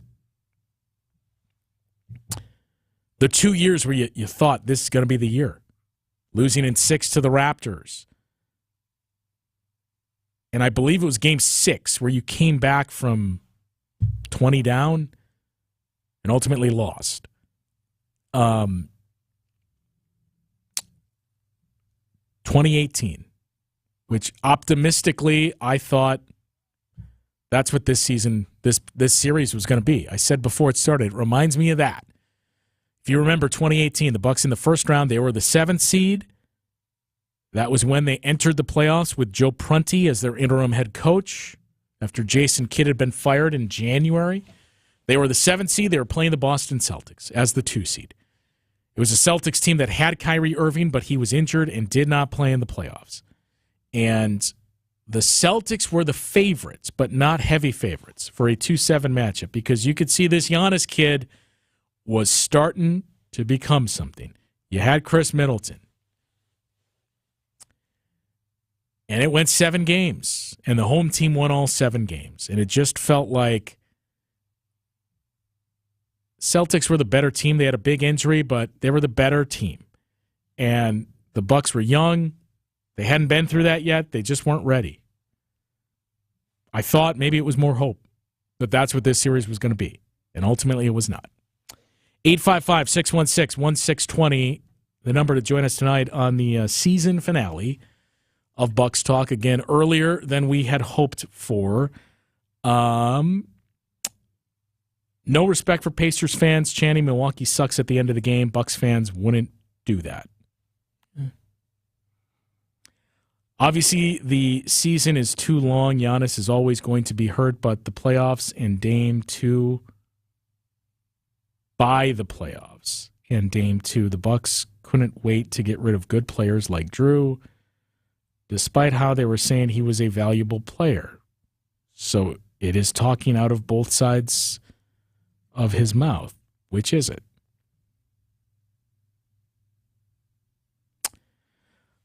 Look, I mean, I'm not quite sure what the angle is or the point is you're making there. I mean, you have to trade something to get something. Drew was a very good player. Drew still is a very good player. So is Damian Lillard. You don't get Dame for free. The big takeaway is injuries. Injuries are going to be the story here for the offseason when we talk about another first-round exit and, 3 straight years where injuries really severely impacted how far you went. But it goes even further than that, as we mentioned. 2019? That first run with Mike Budenholzer, that was really the first year you were unimpacted by injuries. Giannis goes down in the bubble. That series, again, the 2 series I have a hard time saying injuries are the reason the Bucks lost are both against the Miami Heat. It just seemed like they were a better team in the bubble. And it seemed like they were a better team last year. Part of that was who saw Max Strus and Gabe Vincent and Caleb Martin doing what they did. Their role players had big series. And Jimmy Butler played like the best player in the league. Those are the 2 that I would point to and say, I'm not sure. Even if the Bucks are healthy, I'm not sure if they beat those teams. But every other one of those, you had Giannis miss time in the second round in 2020. You ultimately lost that series. You had the year you won the championship. Giannis missed 2 games. Dante DiVincenzo missed the final, I think, 20 games of the postseason run. The Chris Middleton one is the biggest what if, maybe the biggest what if in Bucks history in terms of on the court. Obviously, the bigger one is, hey, what if Kareem Abdul-Jabbar doesn't want to be traded? What if you take Joel Embiid instead of Jabari Parker? There's some big ones out there, but in terms of games, what if Chris Middleton stays healthy? I still believe that team beats the Celtics, reaches the finals. I think they beat that Warriors team. And now another year. Giannis does not play at all. 3 games that he's played in the last, 10 postseason games for the Bucks? That's a tough one. 11, sorry. 3 games in the last 11 postseason games. And even then, it's really 2. It's really game 4 and 5 last year against the Miami Heat. Think about that. You lost in the first round 2 years in a row, but Giannis played less than 10 minutes in game 1. Played game 4 and 5 last year. Did not play at all this year.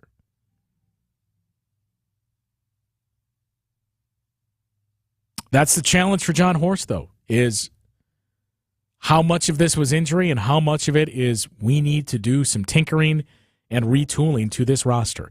855-616-1620, the number to join us tonight. Let's take one more call here. Jay in Oak Creek, you're up next. Hello? Yeah, go ahead, Jay. My question to you is, if the Bucks are going to do anything next year, they got to be better defensively, and we know that. Or I hope you will talk a little bit on it, but I got one question for you. Would the Bucks have been better by keeping Holiday instead of trading for Lillard? I don't think the result in this series changes. Do you? Well, they would have been better defensively with Holiday. Sure, but they would not have been better offensively. That's true. That's true.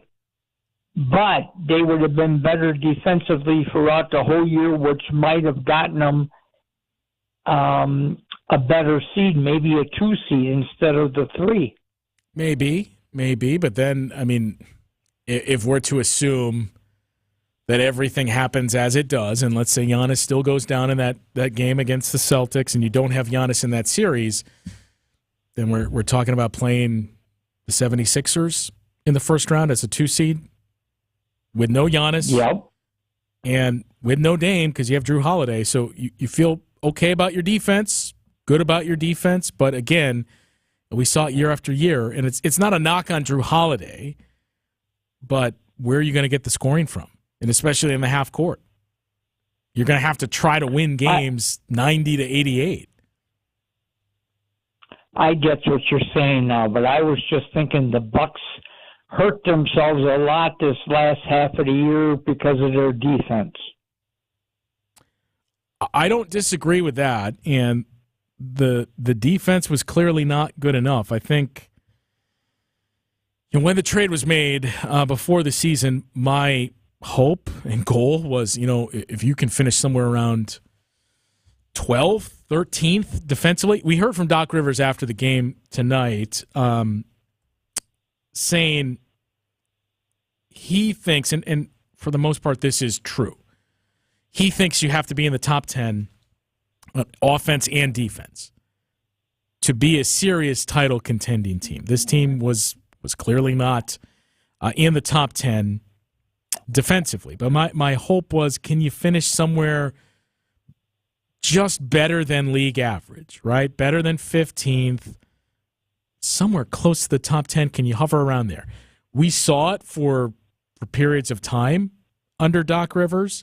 They ended up finishing 6th offensively. I know everybody's going to point to, hey, they were in the top, 2 or 3 before the coaching change was made. Where were they defensively? And defensively, this for the season as a whole. This isn't just Doc. Finished 6th on offense, 15th.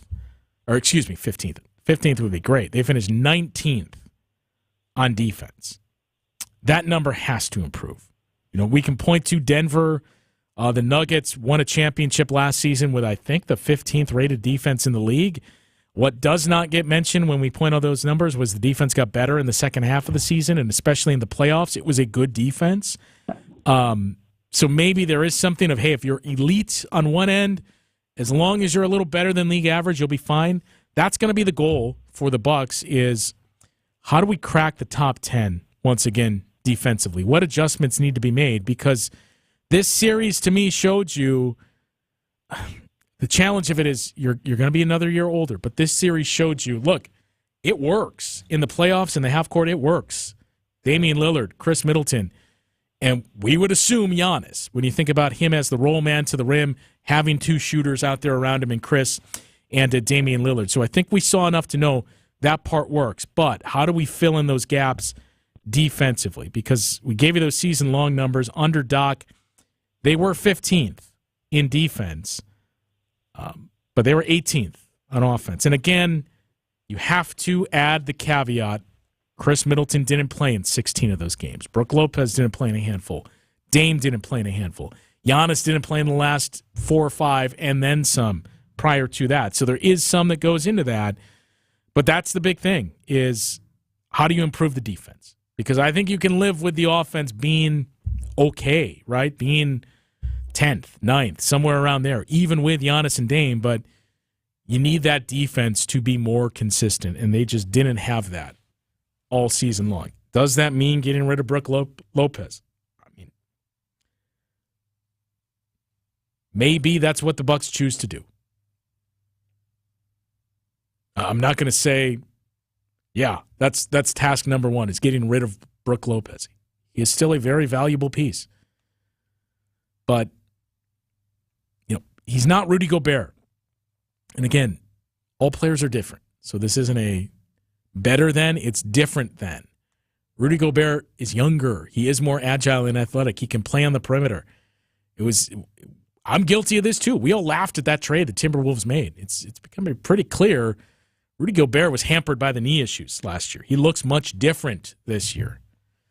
But Brook Lopez, even after back surgery, was still incredibly effective. Nearly won Defensive Player of the Year a season ago with help on the perimeter. So improving the defense is goal number 1. Maybe goal number 2, however you choose to view it. Getting more athleticism. But I think the checklist that you would make is you need to get more athletic. It's easy to say you need to get younger. Again, that's how do you strike that balance? I don't dispute you need to get younger. You don't want to keep accumulating players that are in their mid-30s and stay the oldest team in the league because that has a shelf life. But you're not just going to turn the roster into a half-and-half experiment. So you're going to have a veteran-laden group.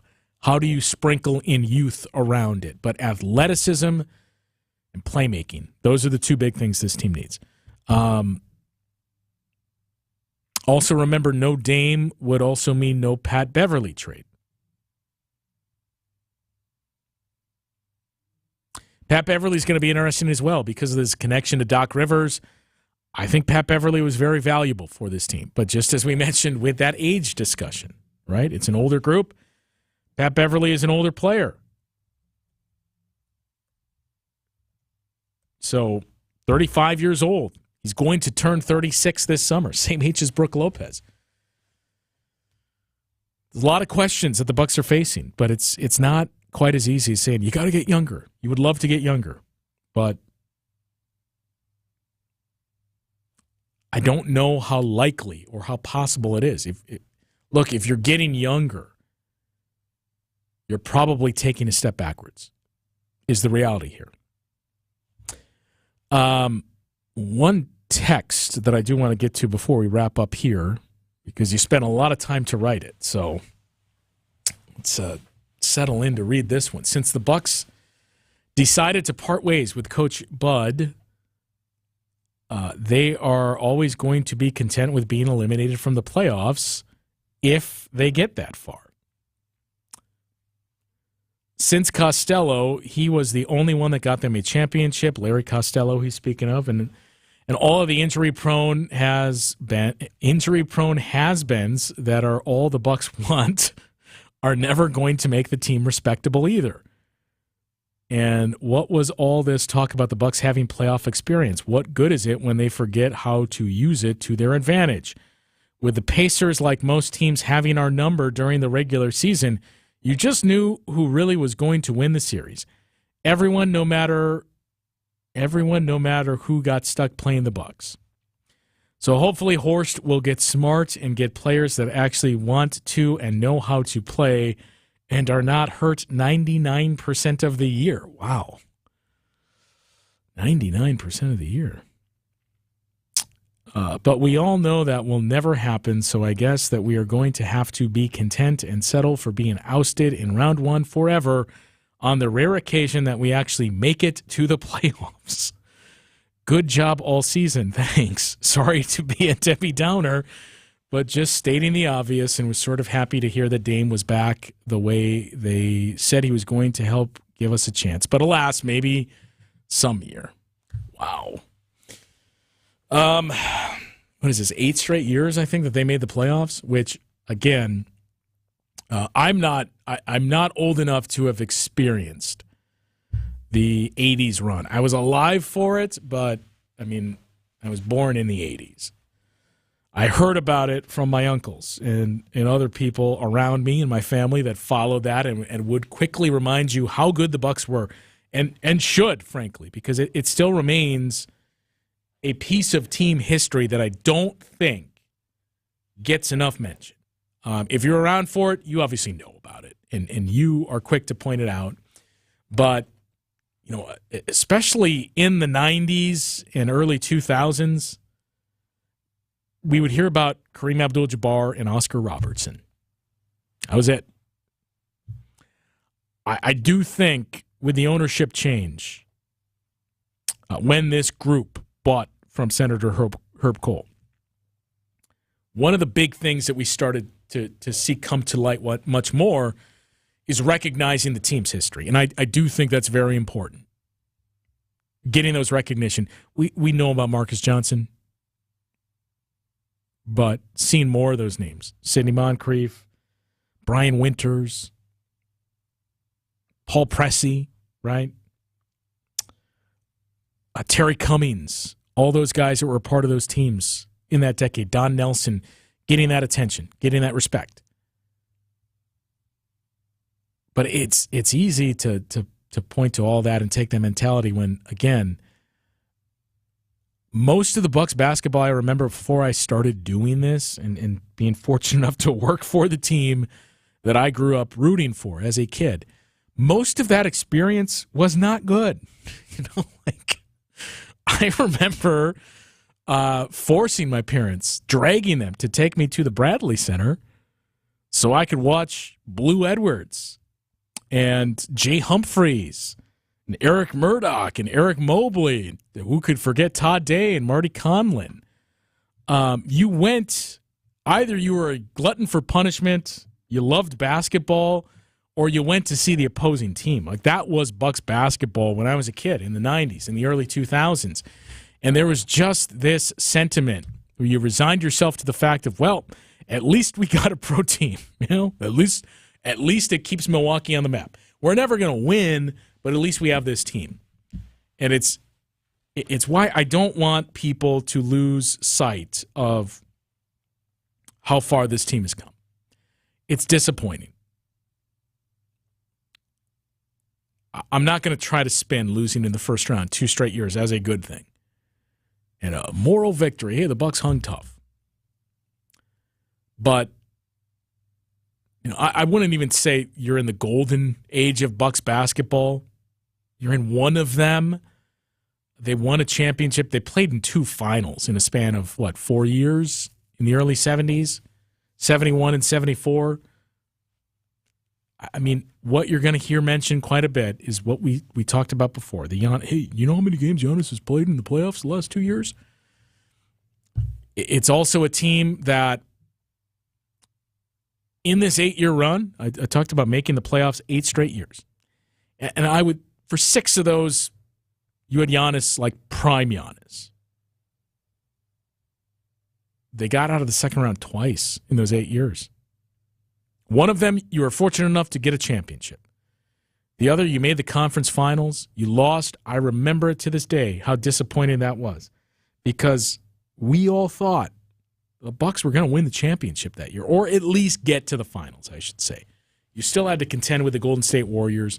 Nobody could have predicted that Klay Thompson's knee was going to blow up and Kevin Durant was going to do what you feared, man. I hope we don't see this from Giannis or Dame. No one could have projected that. But just the sheer notion that not only did the Bucks get out of the first round, they reached the conference finals and were up 2-0, where you started to feel like, all right, wow, they're actually really good. And they're building something here. Like this, we lost in the conference finals this year, but we'll be back next year. And that's the danger of what we even went through before. I said I hesitate to say as much of this as I did because of that. Things like that. And it's not just basketball. The Packers won a Super Bowl in 96. They got there again in the same year. 97, sorry. 96 season. They got there again the same year. This is a budding dynasty. They lost. They win with Aaron Rodgers in 2011. They don't get close. They get to the NFC Championships games, and we all remember how those unfolded. Do we have the same conversation about the Bucks? I don't know, maybe. But I don't want this to be at least, but in some ways, yes. I mean, you would love to have more, but who could have thought 10 years ago, in 2011, 10 years from when they won the title, I would tell you the Bucks are going to win a championship. Who would have thought that after 2013 when they won 15 games? And I think that's what makes it extra frustrating is for the longest time you never thought you could be at that level, that this was a league that was not inclusive. It was a superstar-driven league. There are only really 3 to 4 seats at the table, and the Bucks did not have one of them. You know, the Bucks were the guy that was waiting outside to get in the club and goes to the bouncer and is told your name is not on the list. You don't have Michael Jordan. You don't have Hakeem Olajuwon. You don't have David Robinson. You don't have Shaq. You don't have Kobe Bryant. Sorry, keep moving. But they have been on that list for 6 years now. And it's all about how you choose to view it. If you're a pessimist or if you're an optimist. You got one title, and I will never forget that. And I'm sure everyone listening, you will never forget that. The experience that it was outside of Fiserv Forum. I still remember the post-game show that we did after Game 6 in Atlanta. It was me and Greg Matzik doing those shows together that year. And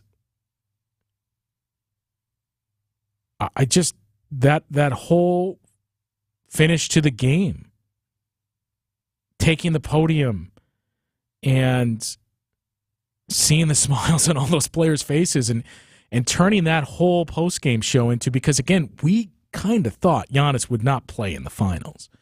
So turning the whole thing into, I don't want to sound like a defeatist here, but I don't know if they're going to beat the Suns. I don't know if they're going to win in the finals, but hey, at least they got there. Can you believe it? Holy cow, the Bucks got to the NBA Finals. In that whole playoff run, I mentioned doing those pep rallies and doing that before Game 4 and sharing the news to the crowd of, hey, Trae Young isn't playing, and thinking, wow, they're going to win. They're up 3-1. I will never forget that experience in the finals. I was fortunate enough to be on that stage with Marcus Johnson before Game 6, where we addressed the fans that were out there on that stage that the Bucks had set up preemptively, knowing we're going to win this game.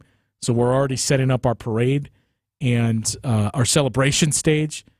Being out there with Marcus Johnson and his sons on that stage, and there must have been 15 to 20,000 Bucks fans already outside the arena that, to be clear, were there for the game and Marcus Johnson. But just seeing that and thinking, holy cow, like, I remember when the Bradley Center, and granted it has to do with the players that were on the floor, would struggle to get this many people for 2 games. And here they are waiting outside the arena to celebrate this. So you take the good with the bad, and you remember how special that was. But most importantly, I hope you remember how difficult and how hard that was to achieve. This is frustrating, but there are 29 teams that, I don't know if I would say are unhappy when you think about perspective and expectations and what your goals are, but there's only one team that's truly happy and gets to achieve their goal because of those 3 things that you need: health, luck, and skill, or talent. When they come together, it's unstoppable. When just one of those pieces is off, it's very difficult to overcome. And unfortunately for the Bucks, it's been 3 straight seasons that one of those pieces is off. I said we could relitigate that trade. And I think we still need some more time to process it, the Drew Holiday and Damian Lillard trade. But, look, just as we said, it's 3 straight seasons that you're mentioning injuries. That can you keep saying it's the same thing over and over again? That's where the Bucks were. That's why they made that trade for Damian Lillard. Because it was year after year. You won a championship with Drew Holiday. He was fantastic. But it was year after year of our offense isn't good enough. Comes up short in the half court. We got to do something different here. And I don't know how much longer you could keep that going. So that was the spot the Bucks were in. I don't think it ends any differently. Again, there's no way of us really knowing the answer of what if Giannis plays. I believe in my heart of hearts the Bucks win this series if Giannis is healthy and plays in this series. I think they probably run into the same results if there's no Giannis and you didn't make that trade for Damian Lillard. Because you'd still run into the issue where you're more equipped to slow down the Pacers, but as we saw, it wasn't just one piece. It wasn't just containing Tyrese Halliburton. It was T.J. McConnell. It was Obi Toppin. For moments, it was Miles Turner. It was Pascal Siakam. The Pacers really exhausted all of their resources. They got that productivity. They got that production up and down the roster that the Bucks just never got. So I do think you would have been in the same spot. You would have been in a better spot defensively. You would not have been there offensively. If there is a way to bottle health, that's what the Bucks need to trade for this offseason. There is, as I was reminded by a frequent listener of the show, there is one other doomsday scenario, which I suppose we can take a look at and start to wrap up our final edition this season of Bucks Talk. We'll do that after this. You're listening to Bucks Talk. Sleep apnea is a serious condition. And the worst part about it is, because it affects you while you're sleeping, you don't know what this condition is doing to you. And it was scary because I found out that I was waking up 145 times an hour. 145 times. I was scared. I wasn't getting the sleep I needed. And that's the thing. Someone like John wakes up after thinking he's slept all night, and he's been feeling run down for years, and finally finds out something really is wrong. This is why, for us, solving sleep apnea problems is so gratifying, because we really are changing lives. I've had more energy. I'm getting better sleep. I've been told from my wife I don't snore, but honestly, it changed my life. This is Dr. Madan Kandula. Solving your breathing triangle problems means a better quality of life, and you deserve that. Go to AdventKnows.com to schedule your appointment, because Advent knows when you breathe well, you live better. Results may vary. Moments like making my kids my famous meatballs mean a lot to me. But after being diagnosed with metastatic breast cancer, or MBC, which is breast cancer that has spread to other parts of the body, they mean even more. I take Ibrance, palbociclib. Ibrance 125 milligram tablets with an aromatase inhibitor is for adults with HR-positive, HER2-negative NBC as the first hormonal-based therapy. Ask your doctor about Ibrance and visit Ibrance.com. Ibrance may cause low white blood cell counts that may lead to serious infections. Ibrance may cause severe inflammation of the lungs. Both of these can lead to death. Tell your doctor right away if you have new or worsening symptoms, including trouble breathing, shortness of breath, cough, or chest pain. Before taking Ibrance, tell your doctor if you have fever, chills, or other signs of infection, liver or kidney problems, are or plan to become pregnant, or are breastfeeding. Common side effects include low red blood cell and low platelet counts, infections, tiredness, nausea, sore mouth, abnormalities in liver blood tests, diarrhea, hair thinning or loss, vomiting, rash, and loss of appetite. The pulse of the Milwaukee Bucks, straight from a Bucks legend. Can't get it off. Marcus Johnson will, though. Can't leave him alone for a 12. Tap into Here District with Marcus Johnson on Bucks Plus. Marcus and his son Chris offer a weekly beat on Bucks basketball. Get your questions answered and hear from the biggest names in basketball. Find Here District with Marcus Johnson at bucks.com/plus on the Bucks app or wherever you get your podcasts. The Round Ball Repartee returns. This is Bucks Talk.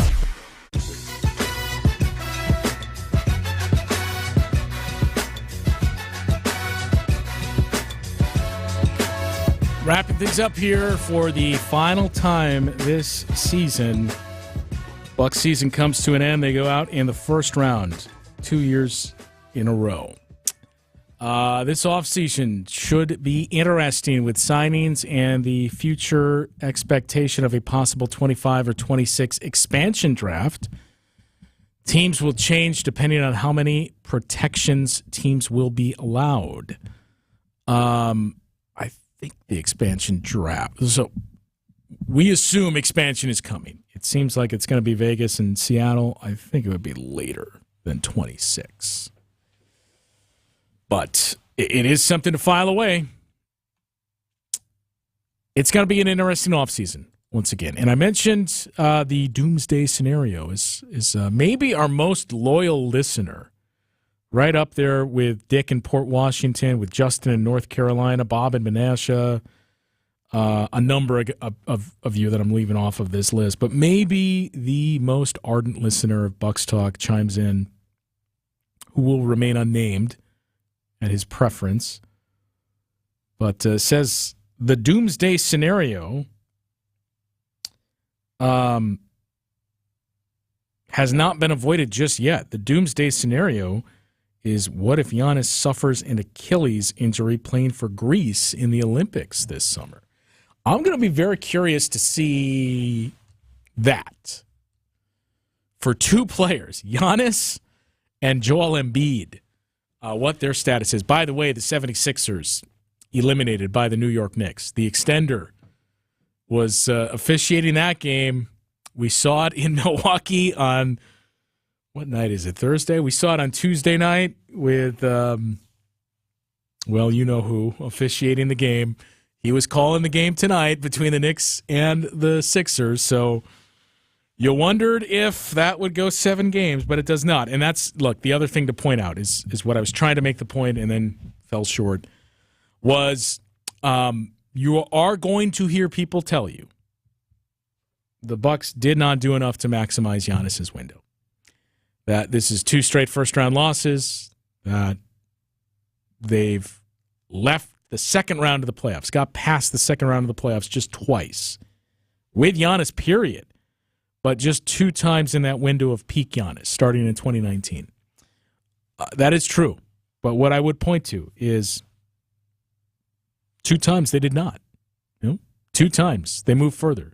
Once in the conference finals, once with a championship.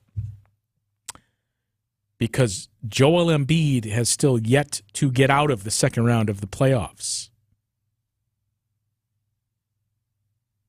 We were having essentially the same conversation about the Denver Nuggets until last year. They were that plucky team that, hey, looks like they're building something here. They finally broke through and won the title last year. It's not that easy. You need those 3 things. You need health, you need skill, you need luck. When you don't get all of them, things get interesting. So, look, I would encourage you to avoid probably a lot of the national media perspective the next couple of days. It's not going to be kind to the Bucks. And frankly, I suppose you probably won't hear as much. I think most of the beating up will be reserved for the 76ers because the Bucks had already started to become an afterthought with the way that their regular season was. Dick has been adamant that he thinks the Bucks are going to be one of the favorites next season. I don't think that's a bad thing. You know, I think 2 straight first-round exits, unless there's some home run swing that I'm unaware of, I don't think the Bucks are going to be one of those heavy favorites. The Oklahoma City Thunder will. The Denver Nuggets will continue to be. The Boston Celtics are going to be a favorite. The way their roster is shaped. The Minnesota Timberwolves are going to be a favorite. The Bucks are not going to be in that conversation. But again, that's probably not a bad thing. The feeling is different this year because last year you knew a lot is going to change. You don't just lose in the first round and keep the status quo. Did we expect that to mean Drew Holiday leaving for Dame Lillard? No. You got the strong sense there could be a coaching change, and you knew personnel decisions were going to be made. But not just the fact that you're paying multiple head coaches. I do think the big piece of this is we feel settled at head coach. We had some things we saw from Doc Rivers that we liked. We just didn't have enough time. Now you got a lot of time for 2 off seasons in a row. The other thing not to lose sight of is it's been a weird run of years, couple of years here. When you think back to the restart in the bubble, being eliminated by the Heat, I believe that series ended right before Labor Day. And then getting 2 months off, starting the new season that began in December, 2 months before training camp, starting the new season that began in December, extending all the way into July. You win a championship. 2 days later, Drew Holiday, Chris Middleton get on a plane, go to Tokyo, play in the Olympics. They come back. You get a month off. Then you start another season. Then you go on another playoff run into the second round. That's when Chris Middleton suffers his injury, gets some other work done. Brooke Lopez, same thing. It's been a lot of basketball for all these guys. And we said last year, hey, maybe 5 months off might not be a bad thing. Well, I guess maybe 2 straight years of 5 months off might not be a bad thing. But I don't expect wholesale changes. Every team looks different every single year. So there are going to be some changes. There are going to be some differences. And we'll start to get a glimpse at that on draft night, which I believe is, remember when the Bucks were playing close to the draft starting? The draft, I believe, is the 27th of June. So once we get there, and then July 1 is free agency day, that's when we'll get a better sense of just how dramatic those changes are going to be for this Bucks team. I said it would potentially be a marathon tonight, as it typically has been whenever the season comes to an end. So I hope it was fruitful for you guys, and you got everything out that you needed to, because I don't know when we'll reconvene here. I'm going to suggest we do a draft show, especially since the Bucks have a first-round pick. There could be some notable trades and moves that happen then, so I'm going to try to plant that bug in the ear of the powers that be, and a free agency show, or if we just combine the two, because this figures to be a very interesting offseason once again for the Bucks, but we don't know. We don't know what anything's going to look like until August. Mid-August is typically when we get the NBA schedule, and that's when we know when the first regular season game is. And preseason, for that matter. But that's when we start to get a feel of what this team will look like. Will they be playing on Christmas Day again after back-to-back first-round exits? I have to assume yes, as long as you have Giannis and Damian Lillard. But a lot of uncertainty. So we are heading into 3 months of that. A month where you get to catch your breath and collect things and get ready for the draft and free agency, and then another pause. So look, I do want to say this before we wrap. It is always tough to close it out. It's always weird, too, when you get to the playoffs and you don't know when your last show and your last game is going to be. But it has been my privilege to be able to do this once again this season and interact with all of you, the same names that we see over and over and hear from frequently on these shows. I do appreciate everybody that chimes in and interacts with us and chooses to spend a part of their night or afternoon or day with us on these shows. So that is not lost on me. I do appreciate all of that. It makes this very fun. I mean, loving basketball does as well. But it is one of the best parts of my day to get to watch this team, be around this team, and then do this show. All the people that I listed as well that I work with and that we all work with, that are a part of this show, that help this show get off the ground and to have some say in it as well.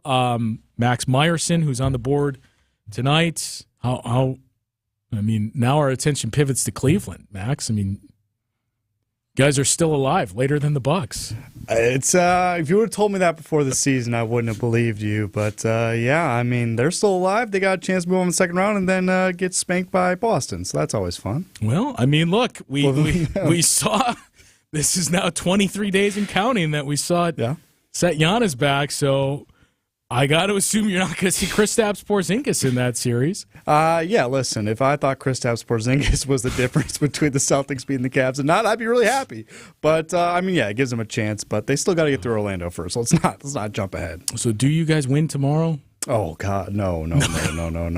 I've already decided it's Game 7 in Cleveland, and it's going to be one hell of an atmosphere, and I think it'll be a fun game, and we'll see if they pull it out. But the home team's won every game in that series, so I don't see that changing. Well, I think the challenge for Bucks fans, if you choose to stick with the playoffs now, is who do we throw our support to? I would assume it's probably going to be a Western Conference team. It seems like maybe the Timberwolves, and there's some kinship there with them, the Oklahoma City Thunder perhaps. But I will say this, in terms of Eastern Conference teams, I think you'd probably throw more support to the Cavs, even though they're a divisional team, just because of the hatred for the Pacers. I would assume Bucks fans also dislike the Knicks.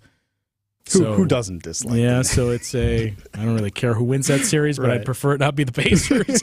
And then, of course, the Cavs have the benefit of playing the other team or one of the other teams that Bucks fans hate. So you may have a lot of support in the Milwaukee area for your Cleveland Cavaliers. Let's go.